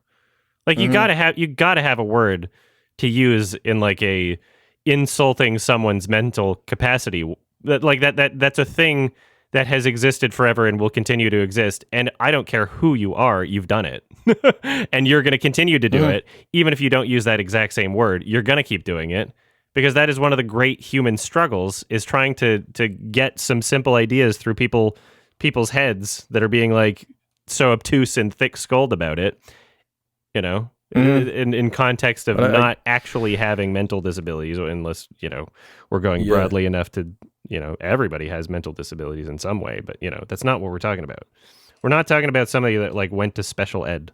It just makes me wonder, like, okay, if this is like a pattern, in another 20 years, what we're going to look back on and be like, oh, it was just so normal in 2020, whatever, when we were saying blank, and now that's not accepted anymore, or I don't know.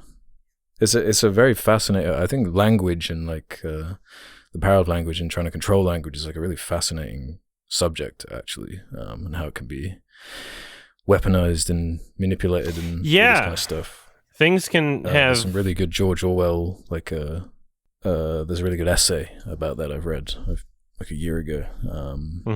Yeah, so it's all very just language and etymology is it's just a fascinating subject, especially just like in my lifetime, what I've seen change, what I'm told, like just the out of pocket stuff, like my grandparents say. It's like, well, it's not that much time, and the language changes that much, and I love thinking about that kind of stuff. But it's just like, where do you stand? Where do you draw the line? Like when you can't just stop like learning or trying to adapt. Yeah. But also, like the regarded thing, it does get kind of ridiculous. Where do you stand?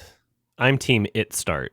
I like using that one because it brings. I would like to see a world where, despite the Black Eyed Peas' best efforts to become radio friendly, I would like to see that radio friendly edit being looked back on in the same way retrospectively that people see the original version. I would like people to start ubiquitously using It Started and It Start so that we can look at the Black Eyed Peas song Let's Get It Started, and they will not have successfully escaped from making a very weird, cringe, socially unacceptable chorus.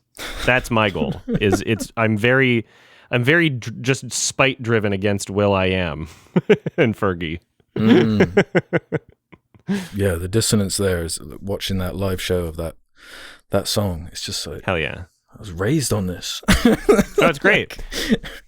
What the funniest part about that song is they knew exactly what they were doing. The first line, like in the verse, is like, in this context, there's no disrespect. Like, you're already on the defensive. Pushing the envelope. So it's not like hilarious. They can claim ignorance. It's not like... And the way that they use the word. So, like, when I'm talking about using the word, you know, you could, if you were Will.i.am and Fergie, you know, you might want to use the argument like, okay, like, it doesn't have anything to do with, like, an actual disability or a mental deficiency. We're just talking about getting crazy, right? That would be a defense. But then you look at other lyrics in the song and they say, get it started, get stupid. And then they also say things like, that's right. Something like an epileptic. So like literally just dragging in like clinical disabilities that don't even have anything to do with what they're, and it's like, okay, well, we can see that this wasn't even coming from like a good place, and you trying to like, it's almost way worse that they've changed the lyrics in that way to try and hide the original intent. And it's funny that people play that on the radio, and it's just like, well, I guess this is fine. It's a hilarious reflection of the time, though. Like, it didn't really stand out at the time. It stands out now. I mean, it stood out enough that they changed the lyrics. There's a little bit of that, you know? But like the filtered radio version, like that's not too crazy, you know? I don't know, it's just different expectations. Weird era, the early 2000s, like feels a lot more based, happy-go-lucky. Yeah, kind of. I don't know. Yeah, it was before the internet. I mean, before everyone was using the internet anyway. Well, like early days. Yeah. I want to talk about Dakota Fanning because she's honestly good. She's one of those once in a generation child stars that is just so fucking talented. I said that to the person I was watching with, like what were they feeding her to like give her that talent? Like a poor girl. Like what was her life? Where like oh yeah, she was. How are you that good of an tortured. actor when you're like 7 years old and you're like that good? like what is going on here? Like what is in the water? A very strict regiment. Yeah. I just hope it pays off for her, or at least pays for her therapy at some point. But yeah, I hope she's doing fine now. A lot of child actors don't. She's genuinely excellent. A lot of child actors get like fucking addicted to drugs and go crazy. Like I honestly, when we're done talking about this movie, I'll ask a question that's kind of like related to that ethical question. Yeah. Oh yeah, a lot of Beatles covers. Yeah, that was one of the themes, isn't it? Because like Sam's loves the Beatles. He's obsessed with the Beatles, and there's a lot of the dialogue is just, it wasn't Yoko's fault, or Paul thought this. And it's like, yeah, a very annoying kind of repetitive note, and it's like going for this whole "all you need is love, baby" like message. You know, it's like Michelle Pfeiffer. She doesn't know how to love because she's in a loveless marriage and hates her kid and everything, and she just needs to learn a bit of love from Sam, because Sam's pure. I had hate in my heart. I didn't know that made me sad. I just had to put love in there. This might be the first film where I've had like a strange psychological, like physical reaction from. Like I genuinely felt like my skin was like itchy while watching the film. Like there's something so just like misguided and crazy about it. It's like, we kind of talked about it with Crash a few episodes ago in a similar way, where it's like maybe at one point there was something earnest going on at the heart, some ideal or something they wanted to communicate, but man, has that got lost along the way. Yeah, it does seem kind of like self-fulfilling when you have a film that is, you know, loudly exclaiming like, "Oh yes, we are morally good. Have love for other people and don't judge. And everybody, kumbaya, and just hold hands. And the world is the best place on earth." Meanwhile, it's like very clearly just being used as a vehicle to get an Oscar, right? And the lack of sincerity in the writing and the presentation and the editing, especially. Like when you have a lack of sincerity, but that message, it's never good. It just always comes across as just like completely self-fulfilling. It's like we haven't mentioned Laura Dern, like just shows up towards the end. Fucking of the movie. Laura Dern jump scared me. She's nowhere. like, she takes over Dakota Fanning. She kind of is the one caring for her for the time being. They only have like 2 or 3 scenes together, but in the space of those 3 scenes, Laura Dern goes from, "Oh, this guy sucks, I hate this guy, I want Dakota Fanning for myself," and then by the end of the 3rd scene, she's in tears, saying like, "I was going to say in court that she's never had the love that she deserves, but I know that's not true now. I know that you love him, Sam." And it's like everyone's in tears and the music's swelling, and it's like, oh my god, shut up. Like, it's so unearned. All of it, and every character kind of does some version of that. Like Michelle Pfeiffer does a similar thing with the whole, "I think I got more out of this relationship than you in the end," like type kind of condescending beat. Yeah. It all feels very phony.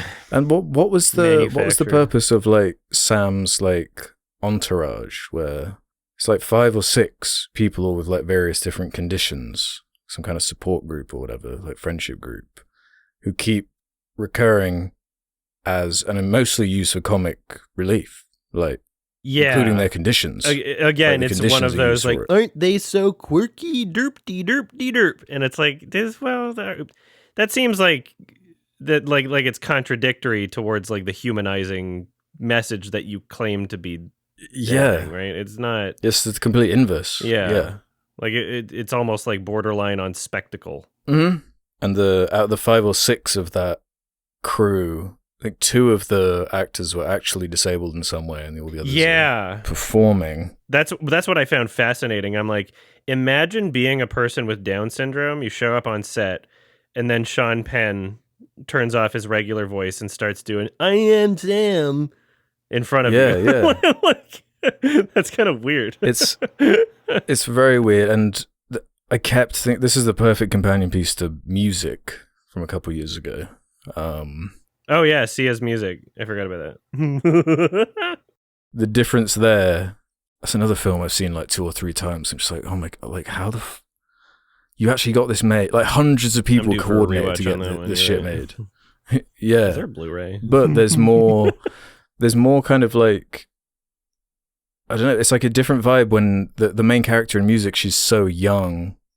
I feel like, I don't know, Sean Penn, he's a grown-ass man. Everyone involved in this project, apart from like Dakota Fanning, I don't know, these are all like professionals. These are all these people. It's crazy. Yeah. It's shocking that everyone got together and was like, you know what, we're doing a good thing here. We're making a positive message, and all these big names are going to be in it, and we're going to go for that Oscar, baby, and we're going to get a nod. What do you think inspired them to do this? Because it seemed to be like the concept alone and the way that they approach the subject matter had this kind of nostalgic vibe to me. Well, I mean, I was very much reminded of Riding the Bus with My Sister, but that came out like 4 years after. But even there's a part of me that feels that even if that movie didn't exist, that this definitely just feels very much like a part of its time in a way, right? Yeah. It seems like the type of thing that had some sort of prominence in the early 2000s or whatever. Like the pre 9/11 optimism. Or just what's optimism's not even the word, like naivety. Yeah, naivety. Like it definitely comes across as naive, because they're not going for the stereotype like autistic savant type good doctor character. They're going for more of like a ultimate sympathy. I don't know. Well, they just beat around the bush. They never really actually go into the health side particularly or anything to do. They want to keep it vague, because the more questions you ask, the more the basic setup just falls apart. Yeah, it really would have benefited from being more grounded and sincere. You know, maybe like a bit better researched on the subject, or you'd need to write a different story. The more cynical of a place it feels like it comes from, the more harm it's doing to the film. Yeah, right? Well, it starts at a melodramatic place instead of just trying to figure out the earned drama or something something more reasonable, or something believable, something you buy. It's quite important that you buy into the conceit. If it falls apart in literally the first 5 minutes, it's not a good sign. If you're left like scratching your head, like how do we even get here? Like this, like what do you mean she's just like a homeless woman? Like who is she? Like this, the implications of that are like, what? This is the character you're saying has the mind of a 7-year-old. Like why is that not okay? Just got to get to Dakota Fanning. That's all that matters. Just really brushed over, yeah. Yeah, such a cop-out. The whole film's a cop-out. And, like, some of the technical stuff they whip out, very odd. Like, towards the end, when it's the down point for the Sam character, the low point, he's, like, in his apartment making origami, and he makes these, like, elaborate walls of origami, and there's this whole sequence between Sam and Pfeiffer, and it's shot from both of their perspectives, like their eyes looking through a hole in this origami wall, and it's like this really weird set and this weird vibe, and it's shot so close, and it's just like it's like what the fuck, like this stylistically is so odd. And there's like another scene where Sam goes to see a therapist, which is like he has to go to for his court demanded or whatever, but the lighting in that therapist office, it's shot like, was lit like a noir film. Like there's no lights on in the therapist's office. It's all like dark except for the light that's coming through the blinds. Like it's just like, what the hell is going on with the mood right now? Like why have you lit it like this? And there's heaps of stuff like that. Odd choices. Again, I think it's just a lack of cohesion from what the director thought they were making versus what everyone in post thought they were making. Yeah. Like, I don't know. Did they have an idea of what it wanted to be before they started shooting? Is the real question. They must have. I just think the thing they thought they were saying is way more simplistic and half-baked than it actually is, Like, there's just no grunt, there is no backbone at all. Yeah. But yeah, what kept me going was just like that inherent clash of the writing and the presentation and the way it's edited together. This just wicked unintentional comedic timing. It's like you could probably re-edit some of this and like just say, oh, it's like it's an episode of The Office they never released. It's like it's like Arrested Development like the zooms and everything, and like the handheld stuff. It's like shot just like a sitcom. It's like it's much of it a very weird film. I was very impressed by one shot where he like falls down the stairs on his face. I'm like, that's totally him in the shot too. Oh, and he's like carrying a cake, good stunt. And it yeah they did sell it. Yeah, and he went down like 3 he stairs. Just like fucking literally threw his face into the floor. Yeah, that was a great fall. That was a really impressive little stunt shot. On that note, we haven't really talked about Sean Penn and his performance, and I got to say I find it difficult to assess. That is the Oscar nod for the film, is Sean Penn's leading performance. And going back to what I was saying about the actors, I don't know, like, did he do a good job in this role with what he was given? Like, he hits the emotional beats he needs to, I guess. He's doing, I guess, there's parts where he's great, but it's just, it's not well realized from the get-go in terms of what the project is. And like I said earlier, the lack of consistency in the writing with the character is really hurting his chances at making a consistent performance happen. That was the problem, is there are points where he breaks character, and then many points because of the tone and editing and writing of the film where, you know, no matter what he's doing, you can't really take the character seriously. And that's a big problem when you're doing such an ambitious attempt at a character, when you're doing something that, like, you know, you should probably know before going into it. This could turn out not great. You know? Well, a real high risk role here. Yeah, and the kind of exploitational aspect is interesting to think about. I don't know when it's okay and when it's not. Because I don't know, there's like in Under the Skin, for example, there's a brief role in that movie with someone who's got like a crazy condition, but that doesn't come across like it's exploiting someone or using something to, I don't know, for shock value or comedy, something cheap like that. There's a greater point being made. Whereas, the greater point being made here is so surface level and half baked. It's just great. I just imagine being a fly on the wall, like in those rooms where you got the producers and writers and directors all like talking about like casting, and they're like, yeah, you know what, this is, I think we're going to win an Oscar here, guys. I think this is going to be good. Like, we got Laura Dern, we got Sean Penn, we got all of fucking these Dakota Fanning in this bitch introducing, and that probably does go to show how good of an actor she is. The fact that this, you know, it was the start of her career. It wasn't the only thing she was ever in. She kind of owned the early 2000s for a bit in Hollywood. Yeah, she was just in everything. Yeah, once in a generation child actor. Yeah, definitely. Yeah, what else is even of note? There's that character. It's kind of the only way they explain that 7-year gap of how Sam manages to get that far, is he has a neighbor with, it's called agoraphobia? Agoraphobia? Agoraphobia, yeah. Algoraphobia. Oh god, the climate change phobia. Yeah, and that whole, again, it's kind of played for laughs. She's like sat in Pfeiffer's car, doesn't want to leave. She's like, oh, in the Porsche, the handle's like over there. And then she like screams comedically, so, oh, I'm not ready. So, oh my god, this is so... Oh, and with that character in court as well, when she's giving her testimony or whatever, when there's that insane out-of-pocket line from one of the lawyers, when it's like, when your son OD'd, did you feel you'd made mistakes? And like just making this woman have like a breakdown on the stand. It's like, where's this who are you? Like, where's this coming from? It's like, that's like a really hilarious scene to me, like the way that all unfolds. The unintentional timing is just, it's like Chef's Kiss, like perfect. It's bizarre for a comedy, but they're presenting a courtroom drama. Yeah, that's probably why I watched it twice. It was like, what is going on here?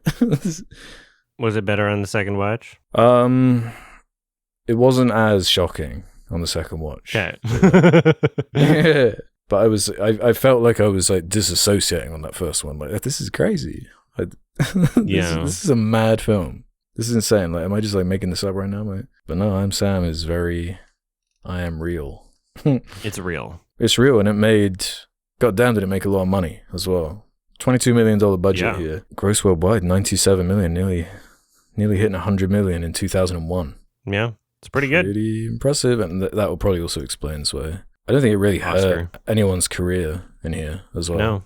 No. Nobody had their career ruined over this, and Sean Penn wound up winning 2 Oscars later. Yeah, so it didn't really hurt anyone involved. Maybe the director. I don't know what Jesse Nelson's up to now. Not much.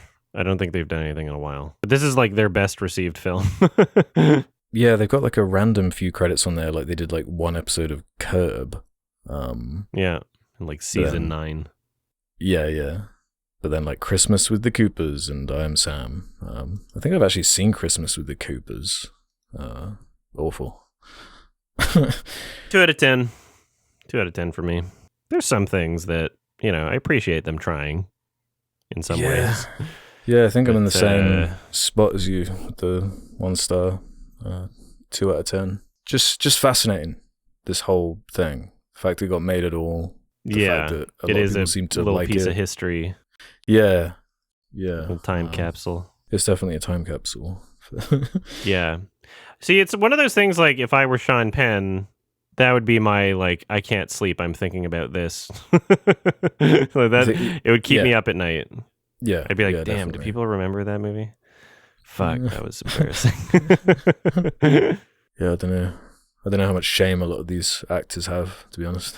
Yeah. And the fact that it got Oscar nominated just like adds to the longevity of it, It adds a bit to the humor. Exactly. Is that he did get that nomination. Who did he lose to? Let's see. 2001. I'll look that up. That's actually good. Best Actor, Denzel Washington in Training Day won. Okay. And then A Beautiful Mind came out the same year. Russell Crowe was nominated. Oh, Will Smith's in there too. Tom Wilkinson had a Best Actor now. All right. Question time? Yeah, let's do some questions from the Sardonicast. Wait. Oh, did we forget something? I was going to talk about a thing that, because even if this wasn't asked as a question, AI is getting fucking crazy. Yeah, so I sent Alex, there's like, it can do like a 60-second long video, and a lot of it looks very realistic. There's still some glitches, but it's like very dreamlike. And this is a very fast progression, right? Yeah, because we were making fun of that Will Smith eating spaghetti from like a couple years ago. Yeah, the spaghetti clips were great. But yeah, there's still like people that exist that will say like this year, like AI doesn't know how to draw hands. It's like, I think we're past that point. Yeah, I think we're past that point. Sure, there are some glitches that happen. It is, we're getting pretty crazy. It's moving at a very exponential pace, which is, anybody paying attention. That's how tech works. Yeah, would know that that's what happens. I can foresee a lot of companies using AI instead of hiring animators, depending on the scene, depending on what they're making. And we're getting close technologically to that being like a pretty real thing for like major studio. You think Sony? You think Sony's not going to use AI? You think Sony's not just going to like AI some Venom in there? Like they're going to do it, right?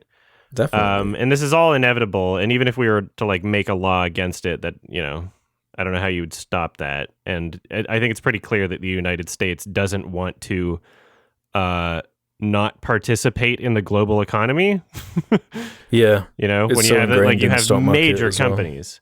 Yeah. Major company like Microsoft investing like fucking billions of dollars into this shit. Like obviously there's a huge future and a lot of potential for the technology here. And even if it fucks over the average person, like this isn't new, right? No. That's just how things work. So, the thing I've been saying this entire time is support concepts like universal basic income. Make sure your elected representatives know that it's something that you would at least like to see like a test pilot for. Mm-hmm. Unfortunately, I think we're kind of dropping the ball here. We're doing it a little bit too late. It is still a possibility. I think it's not just a possibility; it's an inevitability. It just depends on which countries implement something like that first. And the time frame of it, yeah. Yeah, right. Like, we need to get out of the idea that jobs exist to make people money. Like the people doing those jobs, they don't exist to make you money. They exist to fulfill a service, a need, right? And if you're being paid by somebody else, right? Like my job, even like I exist to fulfill a need to either, the people paying me that are like my patrons or my audience, or to some extent to Google or YouTube. If we're moving towards a future where, our jobs are being replaced by AI or automation or technology, and again, this is not new. This is just a different variation of it, a different flavor, a different tool.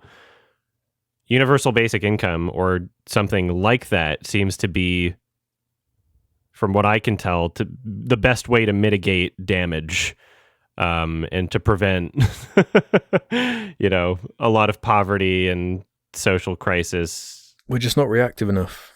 It's such a human we're problem. We're not proactive enough. Yeah. The only problem is when it's like a horrible, when it's already an issue so deeply ingrained where it's like, you can't close Pandora's box once you've opened it. Yeah. It's like kind of what happened with the internet, just with different tack, basically. Exactly. Right. There's a lot of bad shit that came from the internet. And we still don't really know the long-term effects of it too. So this is another, let's just see what happens, baby. No. Let's just write this, we're forced to at this point. We can't stop it. No. There's literally, you can't. So what do you think, when do you think we're just going to be able to like feasibly and realistically just like generate a short film, basically, or and in a way where it's not, if this Could year we're like getting 5 years. these kind of clips, I don't know, I could see it in like 10 years, like that being like an actual option. I think that a major hurdle that's going to have to be addressed by AI is if, let's say, you're generating like a short film or something. I don't think that any of the existing AI software as it is right now, or programs or algorithms or whatever, I don't even know the technical term, but I don't think that as it exists right now, it understands how to sync audio and video in a way where it understands where audio would be coming from in a sensible way. Right now, every existing piece of AI-assisted art, or whatever we want to call it, or AI-generated images and video and audio, those are all kind of separate entities, right? So people will still be a part of like a very manual editing process where even if they generate an AI image or AI video or use AI to generate any of that stuff, if they have a voice appearing on a character, like the AI voice being generated is generally like separate, right? So maybe they'll record something and then feed it through an AI software to give it a different voice. Maybe like combine there's still an editing process there. I don't think that AI knows the editing process will be automated though as well, right? Like yes. There's already doing that. Yeah. There's editing software that is using AI to do that now, and I've never used it. I'm kind of curious about it. I've used a couple of the Adobe thingies, just like messed around with, like in Adobe Audition, for example, you can like do like passes with like AI stuff that take out noises, or that Photoshop feature you can like generate certain things. It's pretty powerful, pretty crazy. But it's the copyright thing where's the big question, right? Like if you're generating short films based on already existing copyrighted material, like where does that start and end? How does that work in fair use? Like it depends how closely it relates to the copyrighted material in the first place. I don't know, like perhaps we can have some sort of legislation that requires every existing prompt to credit what sources are being taken from. That would be interesting. I don't see that being a bad thing. Yeah. But then in terms of like, I don't know, an actual licensing payout, then, we would also therefore have to, like if you're inspired by another movie, the director of fucking Madam Web said she watched like Nicholas Roeg's Don't Look Now. It's a funny clip, right? You could be inspired by something and use it even, to some degree, depending on how closely, like even as like a mental blueprint to create what you're doing. you still don't have to pay like licensing or royalties to that. Like there's some like if you're creating something new out of existing things, and also fair use or like parody or one of the factors in fair use is whether or not you're serving a different purpose from the original or creating something new independent, or like are you creating your own thing? I think that people are scared of the idea of humans not being involved in art. I think that humans always will be. I think that that's something that is kind of inherent to what we get out of art. Because remember, to view art or experience art, there has to be subjects. And right now we're the subjects. So until we get to a future where AI are like real people hanging out, human beings are always going to have some sort of a thirst for human art. Mm-hmm. Isn't the question when you can't tell what is human art and what is simulated? Or I think a lot of people are scared and feel like an existential crisis when they think of the concept of like an AI being able to create something that resembles human art in a way that we can't tell.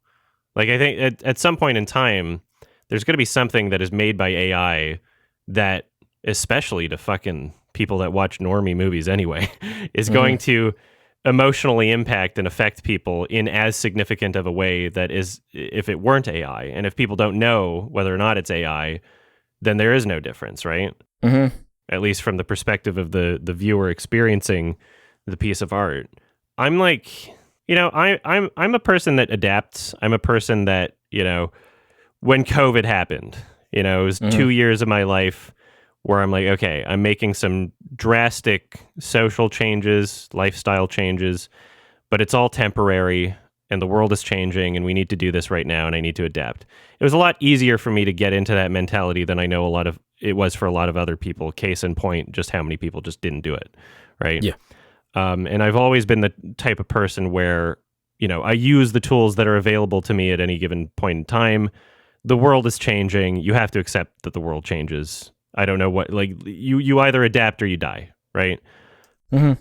In that sense, I've already, had so many thoughts in my head and about way before this AI thing was even like a popular thing right now. But I've pondered the idea of, machines or artificial intelligence and what that means in terms of like personhood, or what that means in terms of like an experience. Right. If you get like really consciousness and right. Like I don't know that anybody exists outside of my own head anyway. And neither do you. And neither does anybody listening. Right. So, you could be an AI. I don't know. If there's a point in time where it's indistinguishable, then I don't know what the difference is. Oh, like the simulation theory idea. Well, yeah, because people have this weird like purist mentality about things. And I don't know, like people... there's something weird and inherent and like caveman brained just in our DNA where we have this sort of like, no, that's not legitimate. And we look at other things and we go like, no, it's, even though it's the same thing, this one's real. When I don't know if I don't know if I follow that as a rule. I think that I'm more willing and open to accept different things existing and, not put that and same like you sort can't of fight judgment. Change in certain ways, and you can't stop the inevitable. But there also seems to be this tension, or at least in my mind, between these kind of almost different belief systems with how they apply to AI. Because there is, on one hand, there's this like really romanticized idea of the creative process and like what that means, and this like ethereal nature to it, and something we do associate with humanity. And our expression. It's not magic. Like our brains are fucking algorithms. Exactly, yeah. Then there's the more kind of realist, or you could almost say it can veer into being nihilistic at points where if you break down every single, signal in the brain as like it's like an electronic.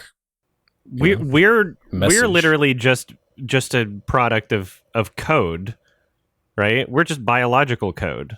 Who cares if it's like one's squishy and one's made of metal. Who cares? Like I don't care. We're all just functioning off of code. We're all exactly a product of our environment. I don't believe in free will.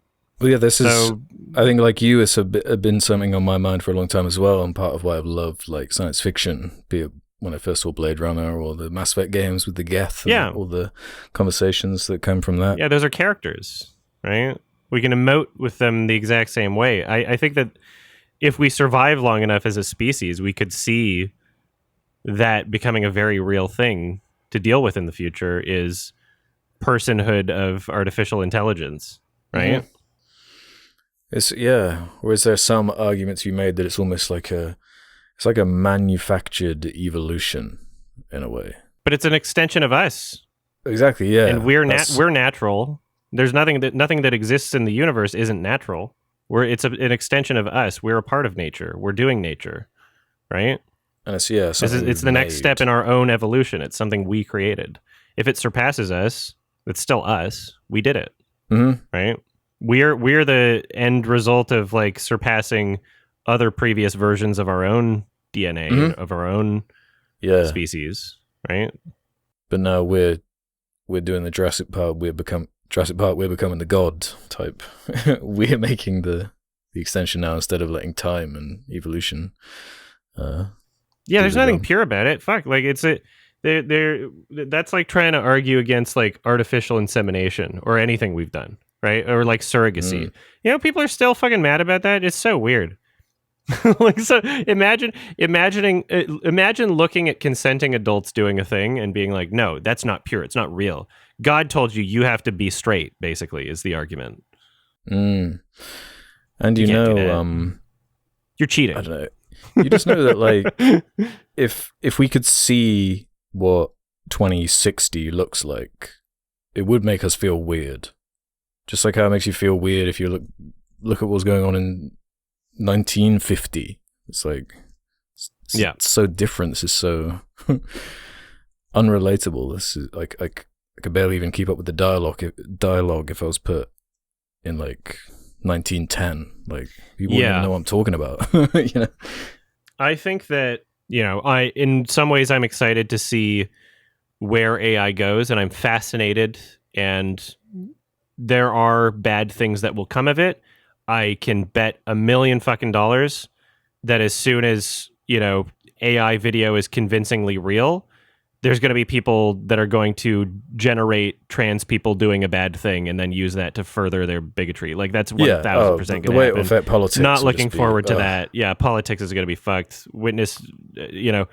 Video evidence is going to be like not admissible in court anymore, or it shouldn't be, to the point where you can't distinguish it. I actually had anymore, right? This is like already happening. I heard an anecdote about the secondary school I went to. There was a teacher there who very recently, the last few months, had a student who taught under him, and this teacher happens to be gay, and this student of his generated something damning of this teacher and started spreading it around school.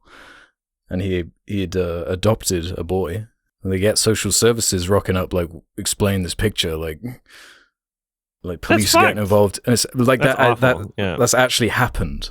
Like, we're in that timeline, so now they're like scrambling, like, trying to figure out like what's the truth, like, now the impetus is on him, and it's like, oh my god, this is awful. I think that existing laws in place should exist. Like, if you're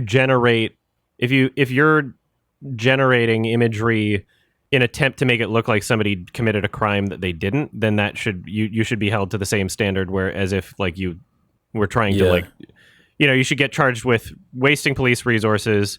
I forget the difference between libel and slander, one of those. You should definitely be criminally prosecuted if you're doing that, in the same way that like you should if you're swatting someone, or just because I'm not like absolutely hysterical over AI existing doesn't mean that I support every instance of it. There's obviously going to be some bad shit that happens, and even in relating to like copyright and what you create on, perhaps, the whatever I create is eventually going to be so replicatable through AI. Someone can just be like, ooh, YMS Lion King Part 2, it's out now, and then and then publish it, and then who knows, right? I think that existing copyright protections would still, it would still apply to that, in the sense that oh, someone's using my branding and trying to trick people into watching something that I didn't create, and they're making money off of something that is a part of my actual market, right? Yeah. So, like, even whether or not it's AI, those existing things would, existing restrictions would be in place. So I'm not that, I don't know if that's a huge concern, but we'll see. I hope that. Yeah, I wonder how limiting it's going to be in that sense, as far as like... Yeah, I don't know. If what you're generating is usually stuff that already exists, well, it has to be stuff that already exists. That's all it can pull from. And what people are going to want to see and do with it will be like, I want to see Batman fight Spider-Man. I want to reskin Uncharted to have, I don't know, a meme as Nathan I want to see Drake. Nathan Fielder as the Flash in Zack Snyder's Justice Exactly, League. Yeah. So it would be like that Frank Zappa nostalgia quote of like, it's just smaller and smaller pool of like IPs and things, and I don't know how you could like penetrate that world at that point, when we're in there. I don't know, because I think that what's fascinating about AI is it's not... I think people have like a weird misunderstanding of like what its capabilities are. It's not just like, oh, it takes 5 different drawings and then like morphs them together. It can understand like what a texture is and apply the texture to something that has not existed before previously, right? It can create new images, sure, using other images as a reference in the same way that we do, right? Like people act as though AI using other images as reference, like we also do that. Right. My understanding of art is based off of what other artists have made, and that there's a catalog in my brain, whether consciously or subconsciously, right, that I don't trace something. Like as I said earlier, I don't even watch other people's reviews of a movie just because I want to make sure it's my own thoughts, that I don't like subconsciously pull from somebody before making my own. For the absolute most part, I want to just make sure that it's like my own pure thing. But we all, even if it's like, oh, I've never seen anyone else's review of this movie, my idea of reviewing movies, like that as a concept even, right? There's inspirations from, Plinkett reviews. And I've obviously, turned it more into my own thing. But like even, the entire language, our understanding of like what colors are, like if somebody asks you to like pick color blue and just make a blue background, like sure, I'm the one doing it, but my understanding of what the color blue is based off of other things I've seen. Like I'm taking from a library in my own head, whether consciously or subconsciously, of other existing things. So, I'm not trying to say it's the exact same. It's just automated I don't on a scale we can't really relate to. Yeah. If it's complex enough, and if it's not, if there's enough difference between the existing catalogs and images or video or whatever, that it's not doing any sort of copyright infringement, right? Inherently, like if a human being created the same image, and it's not like a copyright infringing sort of image or whatever. Like, I don't know. I think we're going to have to adjust how we think about ourselves and what even is art and creativity and originality. I think that's what makes people so uncomfortable. It comes from a place of fear, I think. It's the same reason why people want to believe that you survive your own death. It's the same reason why people want to believe that they have free will. Right, I'm like well past all of these things, and I'm like big brain, fucking. I'm not a genius. I'm just. It's my perspective of the world. It's a what do I call it? It's like a philosophical type of thing. But I'm just so like not even concerned about those. Like they don't ruin my life in an ethical way. Like they don't cause me to have an existential crisis. I'm comfortable not having free will. I'm comfortable not surviving my own death. And I'm comfortable knowing, or at least entertaining the idea that human beings and what we consider to be all of our greatest thoughts and achievements and cultural milestones and all of it, right? Like we're all just kind of fucking insignificant at the end of the day, and we don't really matter. And everything is just only through the lens of us as human beings and what we've decided matters, right? Like it's all subjective, right? The most emotional the most significant things that have ever taken place, it only really matters whether or not it's significant to you. There is no objective standard for that. There's no objective meaning. Meaning is what you find in other things. Try to enjoy your life the best you can. It's not the end of the world to realize that you're nothing. It's a sigh of relief to realize that you're nothing. Yeah, relief's the word. There's like a peace in when you get over that hump of like trying to control the chaos that we're just like put into. You're on a ride. Impossible. Yeah, we'll say in this last episode, I think that is a healthier attitude, and it was one of the things I really liked about Everything Everywhere was like them going, nothing matters, and instead of that being a nihilistic, like life-ruining concept that is destroying your whole purpose, it can be more of a nothing matters and it's okay. It's fine. It's chill. Like, it can be empowering. It depends how you think about it. Yeah, exactly. I'm hoping, obviously we mentioned some like really unethical uses of AI. If we get to the point where AI is good enough, like I was thinking about this watching I Am Sam. I was like looking at the frames and like, okay, like shot on film, like the old look of like 2001 filmmaking. And I was doing a watch along. I just told people like, soak this in right now. We're in the last few years of being able to tell that something's not AI. Like there's going to be a point in time where we're going to look at something that could look like that and we won't even know. Like eventually, like we're going to see this within our lifetimes is my understanding. Yeah, that's the question. It's the timeline. Yeah. And so I looked at someone like Dakota Fanning and thought about how unethical it is that child actors even exist in the first place. Like, I'm sorry, this is literally child labor. They don't even get to keep the money. By the way, their parents do. They're literally just being exploited. Most of them are being like tortured to get to the level of talent or psychologically going to do something. And so if we're at the point where AI, let's say in 5 years, let's say in 10 years, 20, I don't care. If we can get to the point where you can AI generate just a child character or like a human child in a movie, realistic looking child for a narrative purpose, then we should just outlaw child actors. Yeah. We really should. That could be an ethical use of AI. We could be moving past the point where we, create monsters like Lindsay Lohan, like sad tragedies, right? Yeah. We really shouldn't be having child actors. If we can get away from that, that would be an ethical use of AI. Yeah, I agree. It's just how much of the conversation and excitement on how fast it's moving, like how does that actually adapt to the timeline of this? People losing their jobs straight up, huge swaths of like, I don't know, in Hollywood or whatever, they're like, I don't need concept artists, don't need animators, don't need, a lot of the biggest expenses. We can just chop. Oh yeah, people are going to try and save money no matter what. I find it absolutely insane that the entire writers and actors strike ended as this was becoming like a bit of a topic of conversation, but included no protections.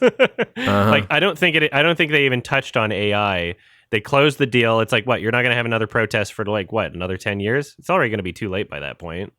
Should have tried to get something in here about AI, because billion fucking %, studios are going to be generating scenes. Right? Oh yeah, it's probably already happening now. I'm sure many scripts are being written with it now. Yeah, well, I know. Like I've heard podcasts with like people in the games industry, like who are working on pitches and early stuff, like in Sony or whatever. Like they'll confidently proclaim how they use ChatGPT and various AI to bounce ideas off, and it's just kind of here now. And it's going to be a standard for sure. It's just that you go where the money is. Like they could save so much money, so of course they're going to be incentivized to do it.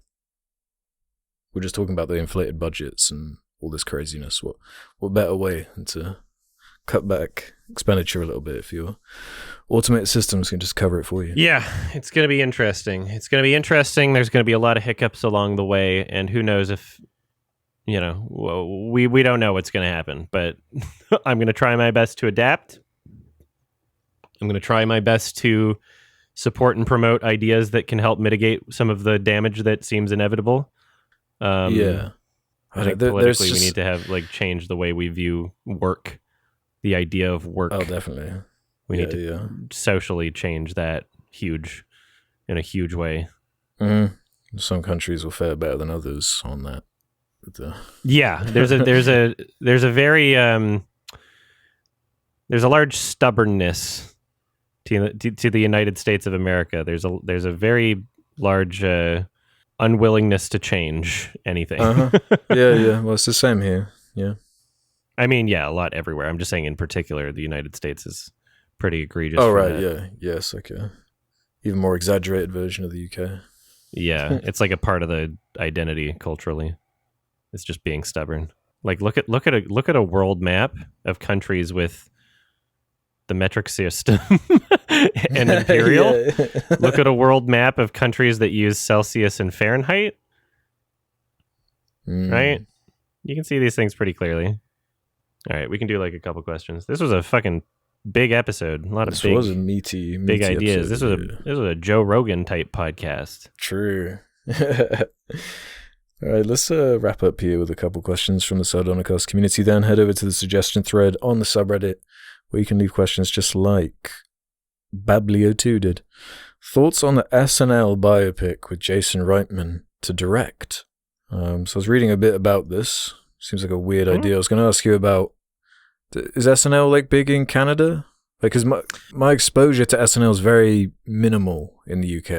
And all I've ever heard is Americans talking about how shit it is, especially now. It was good in the 90s or something, depending on the cast. It was one of those things that people watched, but I never really gave a shit about. So I didn't. It normally seems quite cringy when I've watched bits and clips from it. I've never really liked much of what I've seen, but it must. I don't know. It's it's been running for decades, right? There must be something about it people connect to. A lot of big names have come out of SNL. I guess we're getting an origin story now. That's what everything gets an origin story. An orange story. A glassy origin story biopic where all of the meat of the story is hidden away because it will make people look bad. Yeah. Yeah. Well, Rachel Sennett's in it. I like her. She's funny. She deserves more roles. So that's the only thing I have to say about it. Otherwise, I have no fucking idea. And I don't know about Jason Reitman. That Ghostbusters movie was... Yeah, more like Jason Wrongman. Well, seeing as we talked about a bunch of tech anyway, let's do this one from Aussie Eric. Thoughts on the new Apple Vision Pro? Do you think this is a sign of a technological revolution or just a passing fad?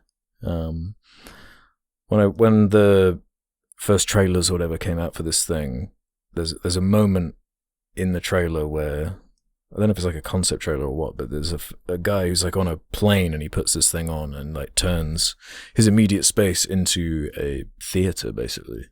And that was the main part to me. I was like, that's kind of cool.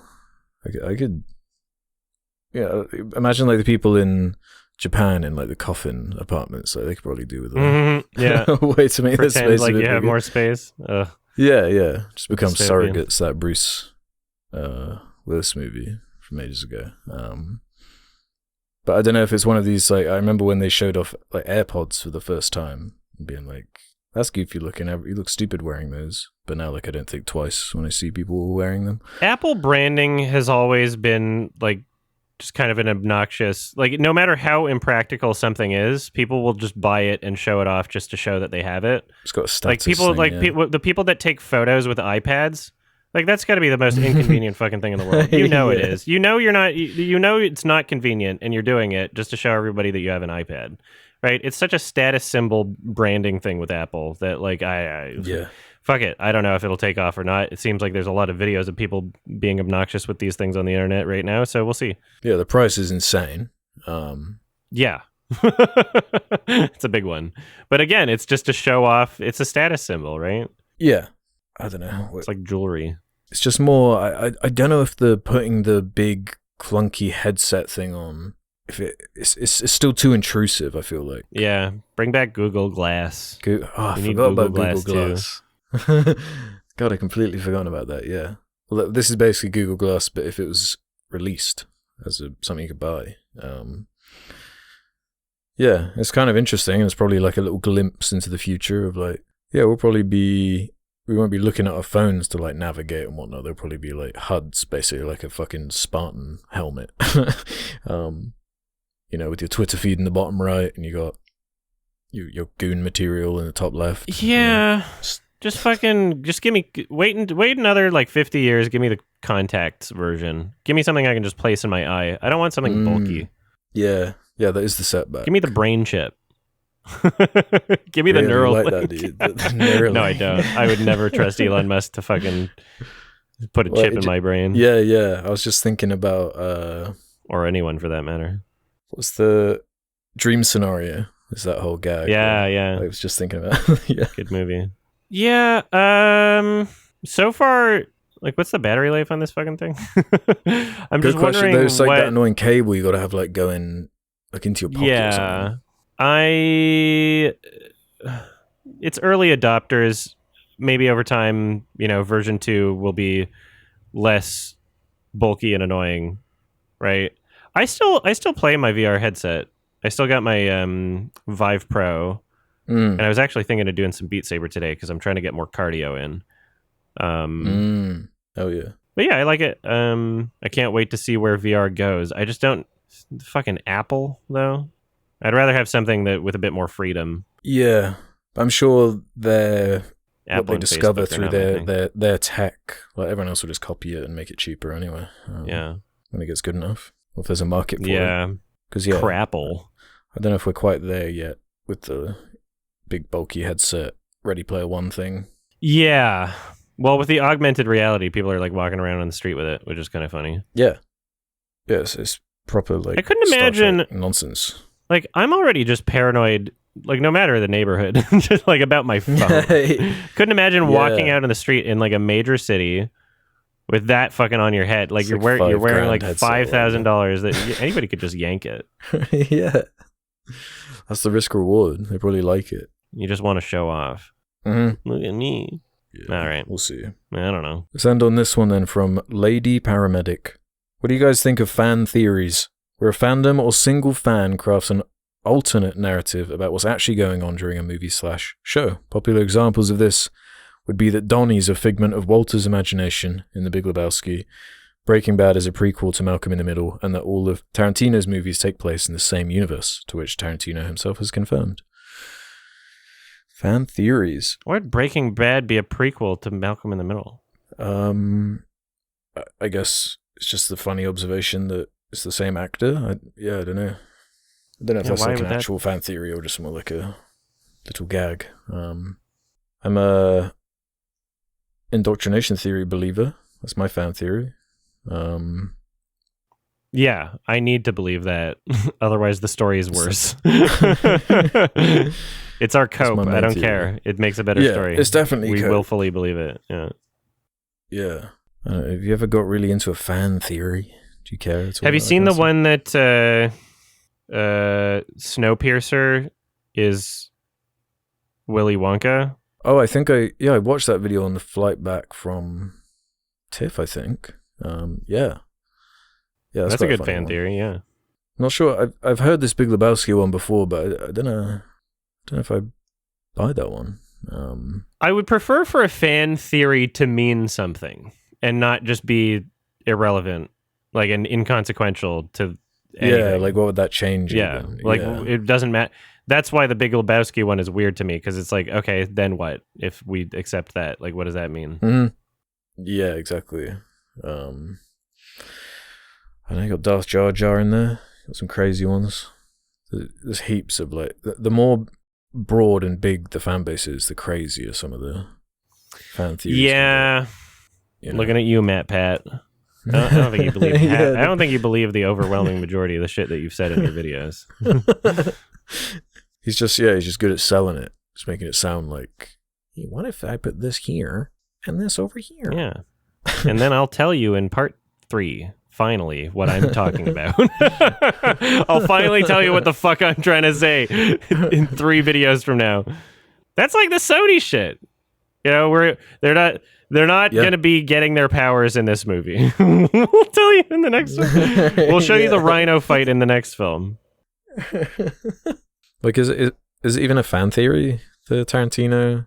I've always heard that about his films before, that like there's, you know, it doesn't really matter or affect anything, but the certain products, the cigarettes and stuff that are in multiple different movies. And yeah. I like the that used to be way more of like an allure with before the MCU like did something. Oh yeah, his own little that used to be like a cool like cute idea. Oh, everything's kind of like linked. Yeah. It's like just not a really cool concept anymore. Yeah, but even that is like kind of inconsequential, but just like a little nice treat for the fans. It's like a reference, basically. It doesn't really matter. Yeah, same thing happens with Pixar movies too. Like apparently that's right. A lot of those are in the same universe, kind of. Maybe they at least reference their other films. Yeah, they're definitely full of like Easter eggs. Yeah, but people they go, you know, they get the whiteboard out and get the string and start connecting the dots. With some of the shit. Yeah, I don't think there's a giant consistent plan. I don't think they're building up to a Thanos. No, I think that Elemental is pretty hard to fit in the Cars universe. You can find a way. You never know. Maybe they'll find a way. The engine, they'll pull the Flash. And then you'll see all the different planets, and one of them will be black and white. It'll be like, yo, this universe is like totally collapsing on itself, bro. The Cars universe. Have you read the Nick Cage interview with that? Oh yeah, where he said he like showed up for a day, and like most of what they showed in the movie just wasn't even like him. Yeah, he's like, then I went to see it, and like I'm there with a spider. Yeah, like you just had no idea. They just CG'd it. Yeah, I like the Willy Wonka Snowpiercer fan theory. I like that one. It's a good video. I think there's a part 2 that I haven't seen. There's a part 2. Yeah, but I'm willing to, you know, there's ways that people can be inspired by certain things. I'm willing to entertain that idea. Agreed. Yeah, I dig it. All right, I guess that was questions. I think you've done it. And I guess it's time for me to recommend a movie, but so I noticed that a lot of my recommendations were just good movies that I was looking forward to, and I'm like, you know, gotta change it up. Gotta change it up every once in a while. And I'm like, but I've already seen like a lot of bad movies. Like, I don't know if I want to pick one that's just like notorious. You know, I don't know if I want to pick one that has that sort of history. Once upon a time, Alex, you were begging me to watch the Sound of Freedom, and I was trying to figure out how to make that possible because you know we wanted to talk about it. I think this was before you had even seen it. I found what I thought was a torrent for Sound of Freedom, and in the title it said Sound of Freedom, but it turns out it wasn't, and it was actually a movie called To Freedom. So somebody like either intentionally, maliciously tricked people into thinking that, like, oh, because you couldn't find a torrent for Sound of Freedom. But this other movie, 2023, To Freedom, T-O space freedom. And so I skimmed around just like for, I don't know, 5 seconds, was like, oh, wow, this looks pretty bad. It's got 89 ratings on IMDb, 3.4 out of 10. And it's a real movie that exists. And I have no idea what the fuck it is. But it looked kind of funny. And so I'm kind of like... I think I might still have a copy. Yeah. Let me know if you need a copy. It's definitely a... I don't know. We're taking a gamble. And I think if we're talking about a Dooney movie next episode anyway, then we can afford to take a little bit of a gamble here. Be safe. See whatever happens. Whatever will be. Que sera, sera. If you don't want to be spoiled for... To Freedom, directed by Bio Dunn Steven, written by Tiger Fire Rose, 2023. Watch it before the next episode comes out. These episodes come out every 2 weeks. You can listen to them early, and apparently we're recording the episodes particularly early for the next like few weeks just because of scheduling shit. So you'll listen to them pretty significantly early for the next few weeks at least. Yeah, get in there. Sign up for premium, sardonicast.com. Only $2 a month. That's nothing. Also, patreon.com/Sardonicast. You can support the show and feel good about yourself, you dingus. We also got merch, link in the description. We also have a Sardonicast highlights channel. Yeah, have a happy Shrek. Happy to freedom. Happy freedom. We got a real freedom type film going on. Yeah, we need one more. Get the Freedom trilogy wrapped up. Damn. The FCU. That's like a UFC, but your ranch. Anyway, happy Shrek, everybody. Thanks for listening. Bye. May.